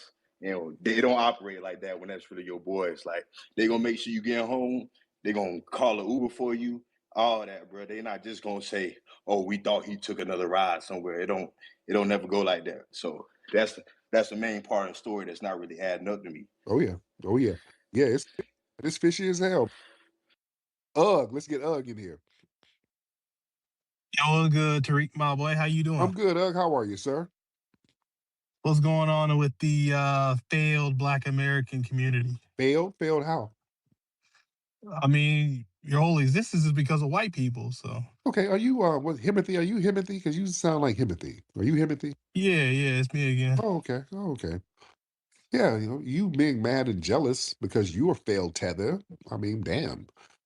What do you have that I need to be jealous of? Running water and toilets. But I'm here in America, though. Exactly. You're welcome. You have them under us, right? That's because of the Jews, my boy. Yeah, you can sit there and talk about Jews and all that. Trolling is your way of coping. Failed. So wait, so you think I'm here in this country because of you and your people? You're in your failed homeland. But I'm here because of the opportunity. There's opportunity here. Because of there's opportunity in your homeland, but they don't let you have it. The British whoop your ass, right? Brother, I hate to break it to you, but you provide no opportunities for anyone in this country. How come you couldn't do it in your own homeland? There's white people there. The British, they were whooping your ass. We only exist because of the people that's been trying to fucking damn destroy us for the past half a century. Okay. There's no infrastructure there to run businesses. Right. All they do is extract your damn resources. Half a millennia. And leave you struggling and hungry. Well, exactly. That's why I have every right to come here. Well, you have a right to come here because of us, sir. Sir, but if there's no opportunities when I come here, what's the point of coming here? Sir, the fact that you can wipe your ass with toilet paper is an opportunity. It's better than your failed homeland. That doesn't make any sense, bro. There's money over here. It does. Because, if it weren't for us, you'd be somewhere riding a camel, eating some injera, riding a goddamn pirate boat. Again, you run no institutions, nor do you run any businesses to help create opportunities. So therefore, I'm here because of the white man. We didn't know you're not. Yeah, you know you're not. Yeah, we run businesses. Shout out to Johnson, my brother Johnson, 99 years old, the Johnson Company, Black Hair Care Products, icon, foundational Black American who just passed today. Yeah, we got icons, sir. We run businesses. We do what we do. We're the only first world melanated people on the planet, and that's why you had to come under us, right? Huh? You had to come under the. Please stop making that statement, sir. Yeah, please stop making that statement. Name any other first world people. Name them anywhere on the planet besides that. Sir, your entire existence, your entire existence is because of white people. Thank you. You couldn't name them. Your entire existence is because of white. Yeah. We're the only first world melanated people, sir. You had to come up under us. That's why you jealous and mad. You being jealous and mad won't change that fact, sir. Hayes. What's up, Hayes? Brother Hayes? Hey, Brother Tyreek, how you doing? I'm good, sir. How are you, Hayes? Doing all right. Hey, I just wanted to let you know, you remember 3 years ago, that Asian guy shot that 5-year-old who's now 8 years old? In Detroit, right? Yeah, I'm the next neighborhood over. Oh, wow. What? I saw him and his father this weekend, and no adverse effects of that gunshot. Oh, He's good. looking real good. Good. Good. So the family's holding up? Yeah, they holding up. He's still with that white girl. Um, I I'm not even gonna go in on the father and stuff. This is not the time or place. I just wanted to bring that to you that I saw that young man this weekend. So the Asian guy, what happened to him? Man, not enough. Mm-hmm. Man, you got a slap on the wrist, some probation. The only time he spent in jail, it seemed like they bounced him out of jail faster than I don't know what. Wow. He didn't get no time, man. He got probation. Oh, wow. But that Vietnamese restaurant that he was working at, Yeah. yeah, they had to dry up, and they fired him because when nobody black, white, or in between going to that place, because what he did was foul. Oh, yeah. Oh, yeah. My man, thank you so much for that, man. Yeah, I remember that case. I was barking on the damn prosecutor. I was going in on that prosecutor. Me and him were going back and forth. I'm like, man, you better put some real charges on that damn dude. Gently, what's up, Gently? How's it going? How's everybody? We're Appreciate you for having me. Thank you so much, Gently. Now, when and what's your ethnic background, Gently?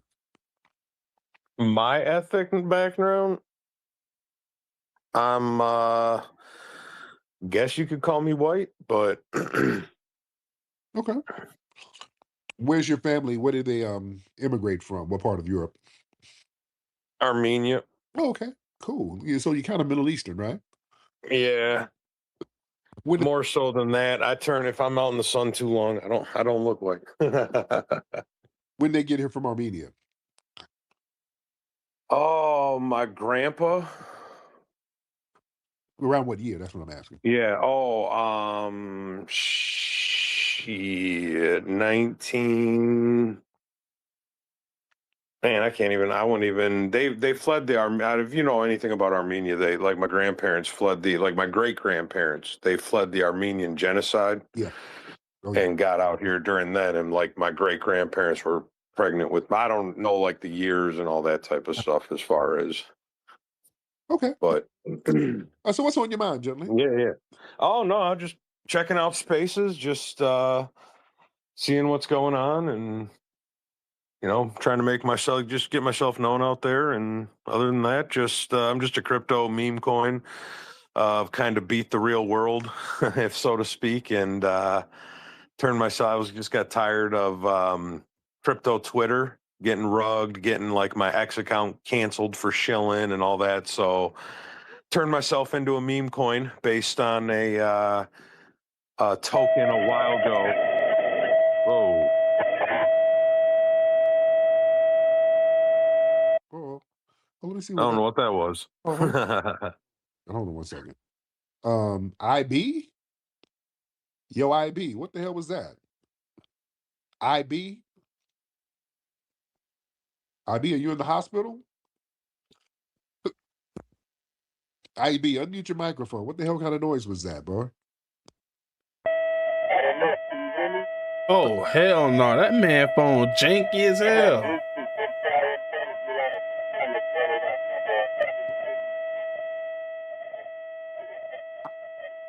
Oh, that damn janky. How it's 2026, man. How is the phone that janky? This nigga has a CB.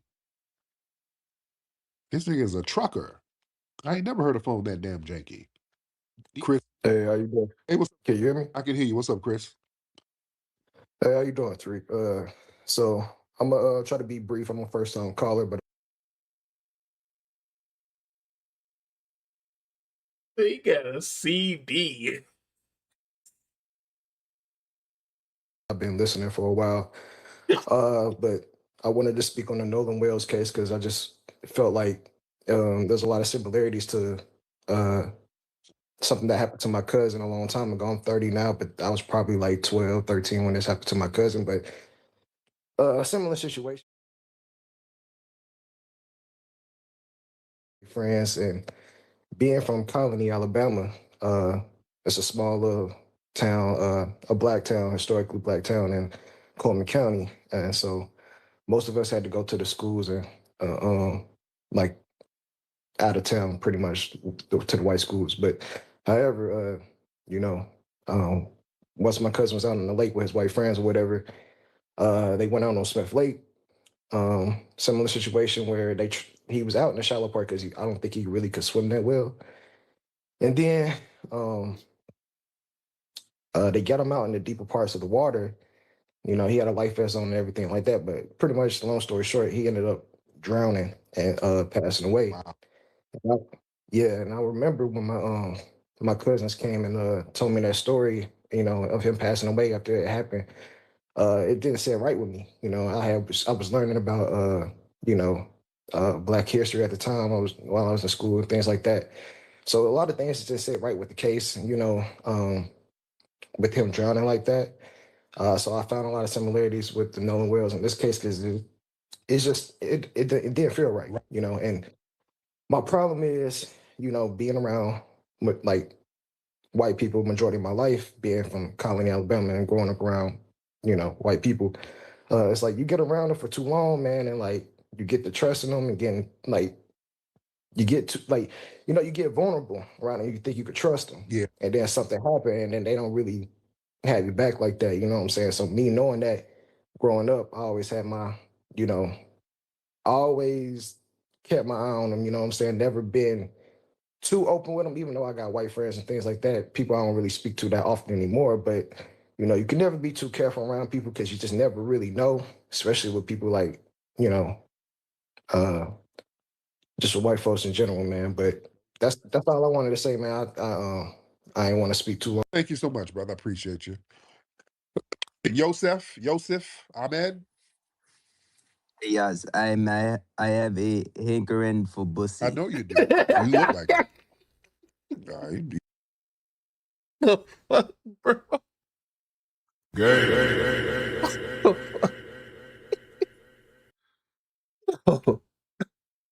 You just wanted to say that? All right, Yosef. So Yosef is looking for somebody. Yes, You just never really know, especially with people like, you know, just with white folks in general, man. But that's all I wanted to say, man. Thank you, brother. I ain't want to speak too long. Thank you so much, brother. I appreciate you. Yosef Ahmed. yes, I have a hankering for pussy. I know you do. You look like it. All right. You just wanted to say that? All right, Yosef. So Yosef is looking for somebody DM to slide up in. All right. He's trying to get that green card. He says that TPS, it's not going to be the end of the game for him. He said he has a plan B. He said slide into the DM so he can work his way back into the country. All right. Electric root work. Oh, that was funny. Okay, what's next?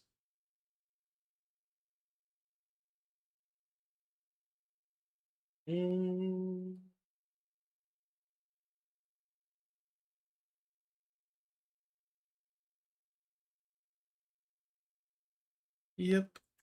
Family and fellow soldiers, I'm the Professor, and this is the moment of truth. It must be awards season, and for most lung-headed tether, the award goes to David Oyelowo.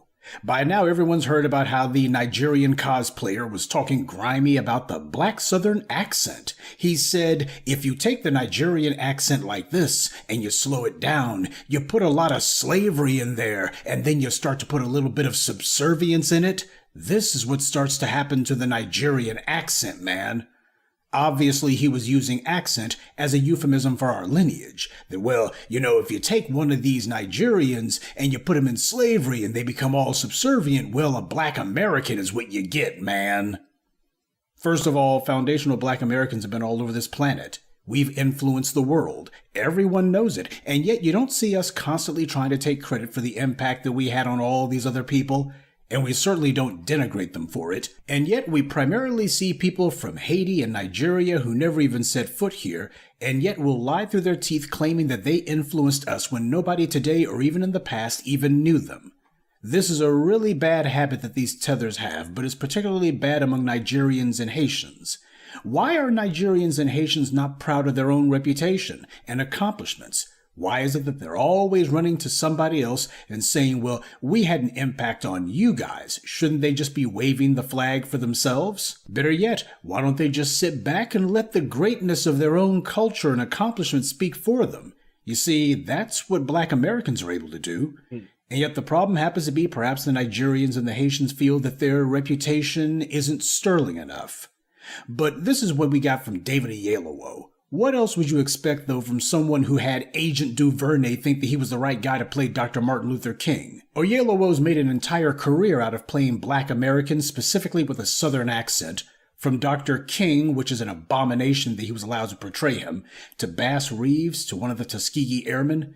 You know, without foundational Black Americans, specifically Southern foundational Black Americans, this overrated hack wouldn't have had a career. But of course, when he got called out for his disrespectful behavior, he showed that he was walking in the footsteps of the white media that he loves to idolize when he was saying sorry, not sorry, basically. He gave the same pathetic, empty, decrepit, non-apology apology that we always see, you know, from the likes of John Davidson and others. What he's concerned about, though, is that the backlash is going to be the end of his career, such as it is. Well, it should be. The only time that he should open his mouth is to say thank you to us. That's the only time that David Oyelowo should ever be speaking to or about our lineage. But of course, he did the opposite. And it's no accident that he didn't just attack us, he attacked our lineage. Yeah, he is upset about Drewski's skit. He felt as if Drewski was talking about him in particular, and you know what? If the shoe fits, wear it. Yeah, Drewski described David Oyelowo to a T, because he is one of the worst offenders when it comes to these foreign cosplayers. Now, for our Afro-British family out there, if you want to know why the Brits thought that they could get away with that stunt they pulled at the BAFTAs, this is why. David Oyelowo is a living example of why that happened. Your Black British actors are cowards just like he is. And sorry to say that most, not all, but surely the majority of Afro-Britons keep giving a pass to white racism there. But they're only too quick to talk trash about us. Don't you know that those racists over there in Britain see that? This is called pattern recognition. Time and experience with you has taught them that they'll go ahead and talk grimy about black people in Britain, they'll insult black people to their faces in Britain, and the Afro-Britons will say, well, you know, that was somewhat unseemly, but let's move right along. Meanwhile, with Black Americans, they dump on us all day long. Don't you know the enemy can see that?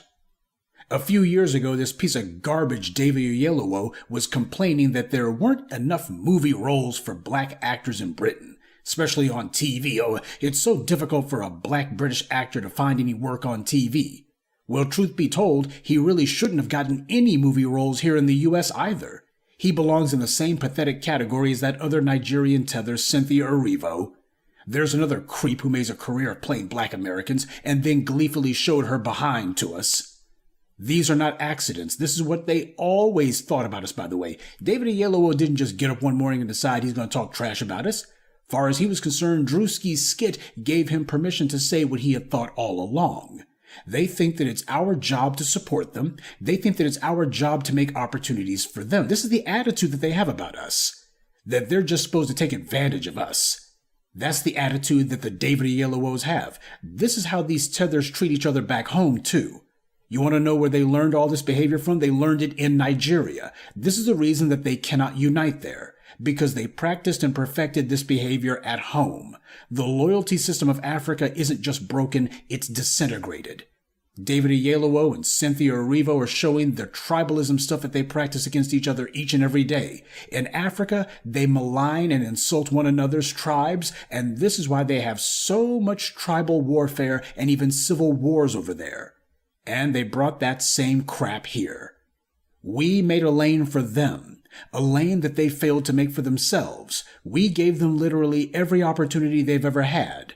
And this is how they respond, not with gratitude, but with scorn and disrespect. and this scumbag says that our accent is Nigerian somehow, now I know that he's deaf and stupid. But that part about the southern accent is what happens when you add subservience to an accent. Well, clearly Oyelowo's accent is what happens when you add fleeing to a Nigerian accent. It's what happens when you add a lack of character to a Nigerian accent. It's what happens when you take someone who was bowing down to the British and who still considers themselves to be a British subject to this day. This is the ultimate in subservience. And this is what David Oyelowo is. He's like all these tethers. He's projecting all of his own failings and shortcomings and insecurities onto us. See, when someone flees from their home, that makes them to feel insecure about themselves. And they feel like that's what everybody else sees when they look at them. So they decide to try to find a way to insulate their egos by dumping on the very people who took them in. That's supposed to be their way of helping to boost their little fragile self-esteem. They got to attack the very people who helped them, because that makes them feel as if, oh, well, you're not better than me. Normally when someone benefits from a group of people who take them in when nobody else would, when they benefit from a group who makes it possible for them to have a career and financial security, you would think that that person would be grateful to the group who made all that possible. It was the struggle of our community, specifically Southern Black Americans, that made it possible for this creep to even have a career. White people in Britain wouldn't spit on David Oyelowo. In fact, his situation was so bad that 11 years ago he was complaining in the white British media that black actors, and let's be honest, he's not talking about black actors, he's talking about himself. He was complaining that he couldn't get any roles on British TV. As he put it, I shouldn't have to feel like I have to move to America to have a notable career. He also added, there's a string of black British actors passing through where I live now in LA. So there you have it. Not only is this scumbag making a good career for himself because of us, but he also has a bunch of other fellow tethers living in a little enclave there in LA. He's living here now because of the fact we made that possible for him. As he sees it, though, it's beneath him to have to take any parts playing as a black American. That's the real problem that he's got. He doesn't mind if he gets short shrift from some white British casting director, or if he has to sit there and play some bit part on white British TV shows or something. He's fine with that, but the fact that he has to play a black American, yeah, it reminds you of Gandhi, doesn't it? See, in the movie, they had it where Gandhi was on the train, and when the white Brits told him that he needed to go to the back, he decided that he would walk rather than that. That's the way it was portrayed in the movie.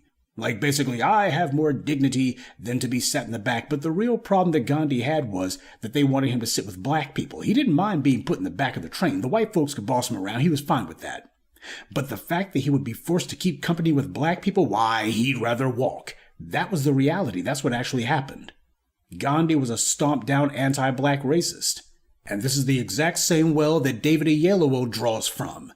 He's better than a black American. He shouldn't have to play a black American role. Why shouldn't they be making roles for him so he could be a respectable British actor in Britain? That's what he's saying. So there you have it. Far as he's concerned, we're beneath him, but he doesn't have a leg to stand on. This isn't about reality, it's about the mental dream world he tries to live in. And the fact that as long as these white media folks were giving him a check, he thought that he could be as anti-black as the typical white supremacist. And we all know his problem isn't that he had to come to the U.S. to find work. After all, the United States is the big stage when it comes to entertainment. Nobody does it bigger, nobody pays more money than the U.S., and his white peers like Benedict Cumberbatch and others, they don't complain. And speaking of complaints, notice how he says that he shouldn't have to move to America to have a career. Well, that makes two places this fool has fled from. He fled from Nigeria and he fled from Britain. He didn't build anything in Nigeria and he didn't bother to build anything in Britain either. But then again, what else do you expect from somebody who has nothing but moral cowardice and intellectual dishonesty? Of course, you notice he points out that there's a string of black British actors in LA. Yes, Oyelowo, we know that there are. These white media producers and casting directors, they've created the largest job set-aside program in media for foreign flags. We get it. And it's not because they think that these are better actors. It's because a disproportionate number of these foreigners who come here share the same contempt for black America as these white media types do. And to think, there's always some tether, some bootlick, some foreign flag, some fool who has the nerve to ask, why is it that you black Americans always get uptight whenever there's some foreign black person playing the part of a black American in a movie? Why do you guys always get bent out of joint about that? This is why. This is the entire reason that we've objected to it, and we're determined to shut it down. David Oyelowo is the perfect example of the problem here. He didn't come to the U.S. to try to create opportunities for black people any more than Idris Elba did. Now there's another punk who made a career out of cosplaying as one of us. And last I heard, he's trying to make a movie studio in Africa. He's not doing anything to try to give back to the black community in America who lifted him out of poverty and made him rich and famous. Without black Americans, Idris Elba would still be some wannabe DJ playing gigs at some hole-in-the-wall underground dance club somewhere in London, because that's what he was doing before we helped him out. He had nothing before he came to the U.S. He had nothing before he came to us. And while The Wire wasn't necessarily the biggest show on American television, it was definitely a big show in Britain. They loved that show over there. And that's what made it possible for him to be getting shows like Luther afterwards. That's what happened to him because of the success that that show had overseas. But the truth of the matter is, had it not been for black Americans, there wouldn't even been the role of a Stringer Bell for him to take in the first place. That's what needs to be said.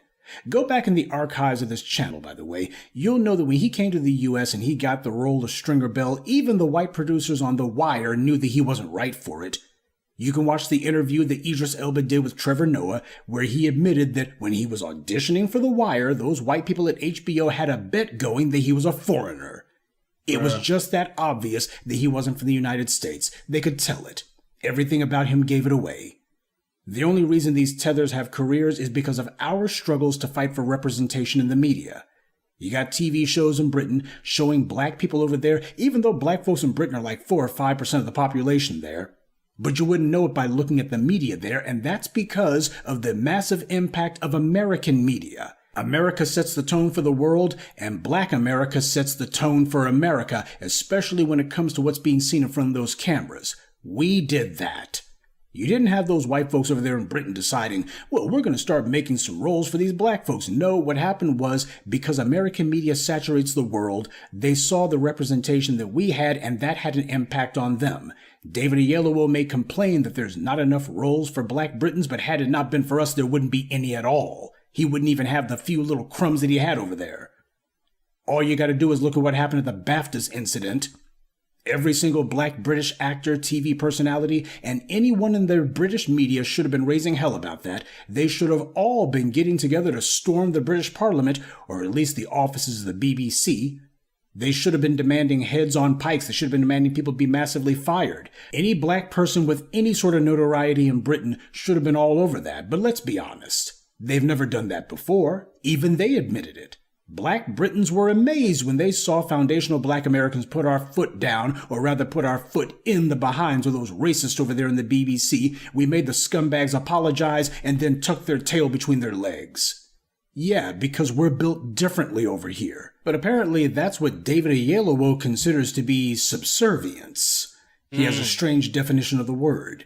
He thinks that it was these white media people who gave him all of his opportunities, that all he had to do is stay in their good graces and he'd be fine. But now he's worried that the same way black Americans mobilized against the BAFTAs and against Cynthia Erivo, well, he's thinking that maybe he's going to be next.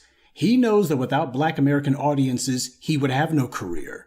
Clowns like Idris Elba, they know this too. That's why Elba was out there claiming that he didn't want to be considered a black actor. That was him signaling loud as he could to the dominant society, yoo-hoo, I want you guys to watch me more, so I'll have to be dependent on these black Americans. But of course he's not alone.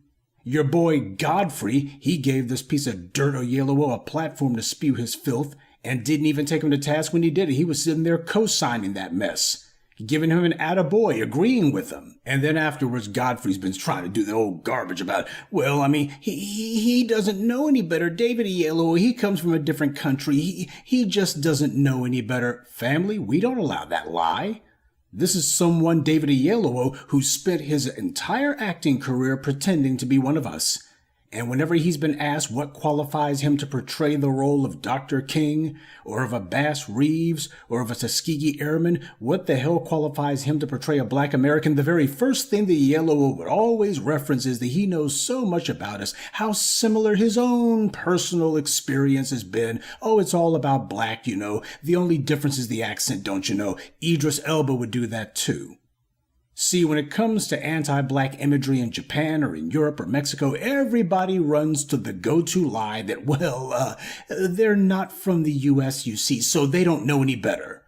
This is the same David Oyelowo who was whining and complaining about racism in Britain when it comes to black people being given opportunities in TV. He knew exactly what he was saying, and he knew exactly what he was doing. What he didn't know is that there was going to be this big a backlash about it. See, he figured, well, I'm not exactly John Davidson. John Davidson's a white guy who did this stuff on TV. He was a pretty easy target. Me, on the other hand, I'll be able to fly under the radar. This will be a victimless crime. I can go ahead and get away with it. And if there is some sort of disruption about it, if there's any sort of controversy, it'll blow over soon enough. I can get a pass. They won't notice. They won't do anything. And he was dead wrong. Like he's been wrong about everything else. And speaking of wrong, Godfrey's been called out about his co-signing this garbage, and he's been crashing out. Oh, he's been trying to pretend as if I didn't have anything to do with that. Man, he was amening everything that David Oyelowo was saying. He was amening it and saying facts and all the rest of that.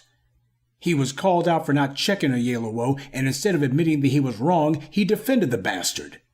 Family, when I've mentioned David Oyelowo in the past, it was never complimentary. He hadn't done anything to that point that was obnoxious enough that he deserved to have enough of my time to have a video made about him. But the stink was on him. You could smell it. And the same thing goes for Godfrey. Haven't you noticed that you've never heard me mention his name before? And now you know why. You have these people who come here from countries that they fled from, countries that their superior culture failed to build up. They come over here where the subservient black folks are, people who actually stood on their own 2 feet, and who didn't just take abuse from every Tom, Dick, and Harry in Britain and Nigeria, and then they make money pretending to be one of us. These foreign flags have gotten extremely comfortable with disrespecting us, and it's gone on for so long they think that that's the way it's supposed to be and that there's never going to be any penalties for it. And this is why delineation had to happen, and why it was the right thing to do. The people talking about Pan-African unity, how is any self-respecting black American supposed to unify with this? David Oyelowo is now in the same pathetic company as Cynthia Erivo, and his career, what he thought there was going to be of it, when he calls himself trying to play Joe Louis, I think the reception for that one's going to be a hell of a lot colder than he was expecting it to be. These clowns do this stuff and they think because they got some white casting director or some white producer in the Hollywood Hills patting them on the back, they feel like they're getting away with something. But we have the ability to make sure that they don't get away with anything. And if the black grassroots has anything to say about it, David Oyelowo's next role will be in the unemployment line. And there won't be anybody eager to see him there either. Good day, and be one. I'd like to take a moment to mention some of our contributors: Mark Anderson, Abram Pruitt, Semesta Hobson, Glenda Tice, and Jeremy Jones. Salute to them and thank you to everyone for listening, liking, and sharing this message. Black empowerment only exists because of you. Oh, right.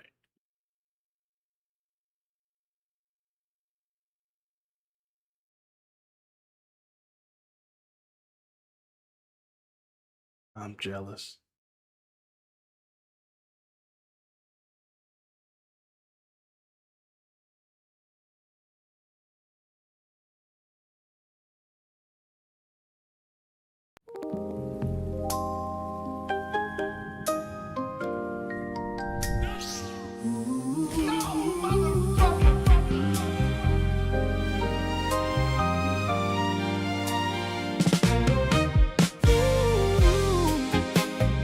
I'm so motherfucking stiff, so stiff. Can't even play a basic riff.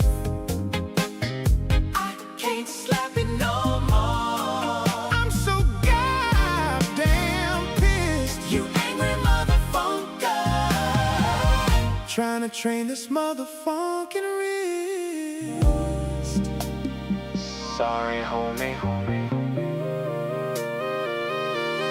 Lost my purple saber, but that ain't the worst. My career as a slapper now officially cursed. Pull up on the rehearsal, try to hit that funky groove. Need a whole can of WD-40 just to make it move. Force choke the neck, trying to bend a note. Sounding like a protocol droid having a stroke. Threw my bass at the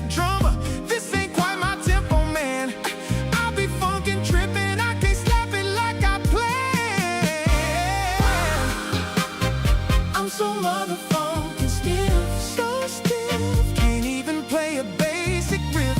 Oh, I can't slap it no more. I'm so goddamn pissed. You angry motherfucker. Trying to train this motherfucking wrist. Sorry, homie. You need a grip for the phone. You can't fake it with a trick. Midi-chlorians be useless when I'm trying to hit a lick. Jedi suckers meditating, acting like we so profound. I'm just trying to use the force to get that funky slapping sound. Ain't no force healing in the galaxy fixing this joint. Band had to go on tour. Sorry to disappoint. Sounding like a bantha every time I plug the cybernetic healthcare. Really motherfucking sucks. I'm so motherfucking stiff, so stiff. Can't even play a basic riff. Oh, I can't slap it no more. I'm so goddamn pissed. You angry motherfucker. Trying to train this motherfucking wrist. Sorry, homie. Trying to slap my goddamn bass. Trying to slap my goddamn bass. I be trying to slap my goddamn bass. Trying to slap my goddamn bass. On force.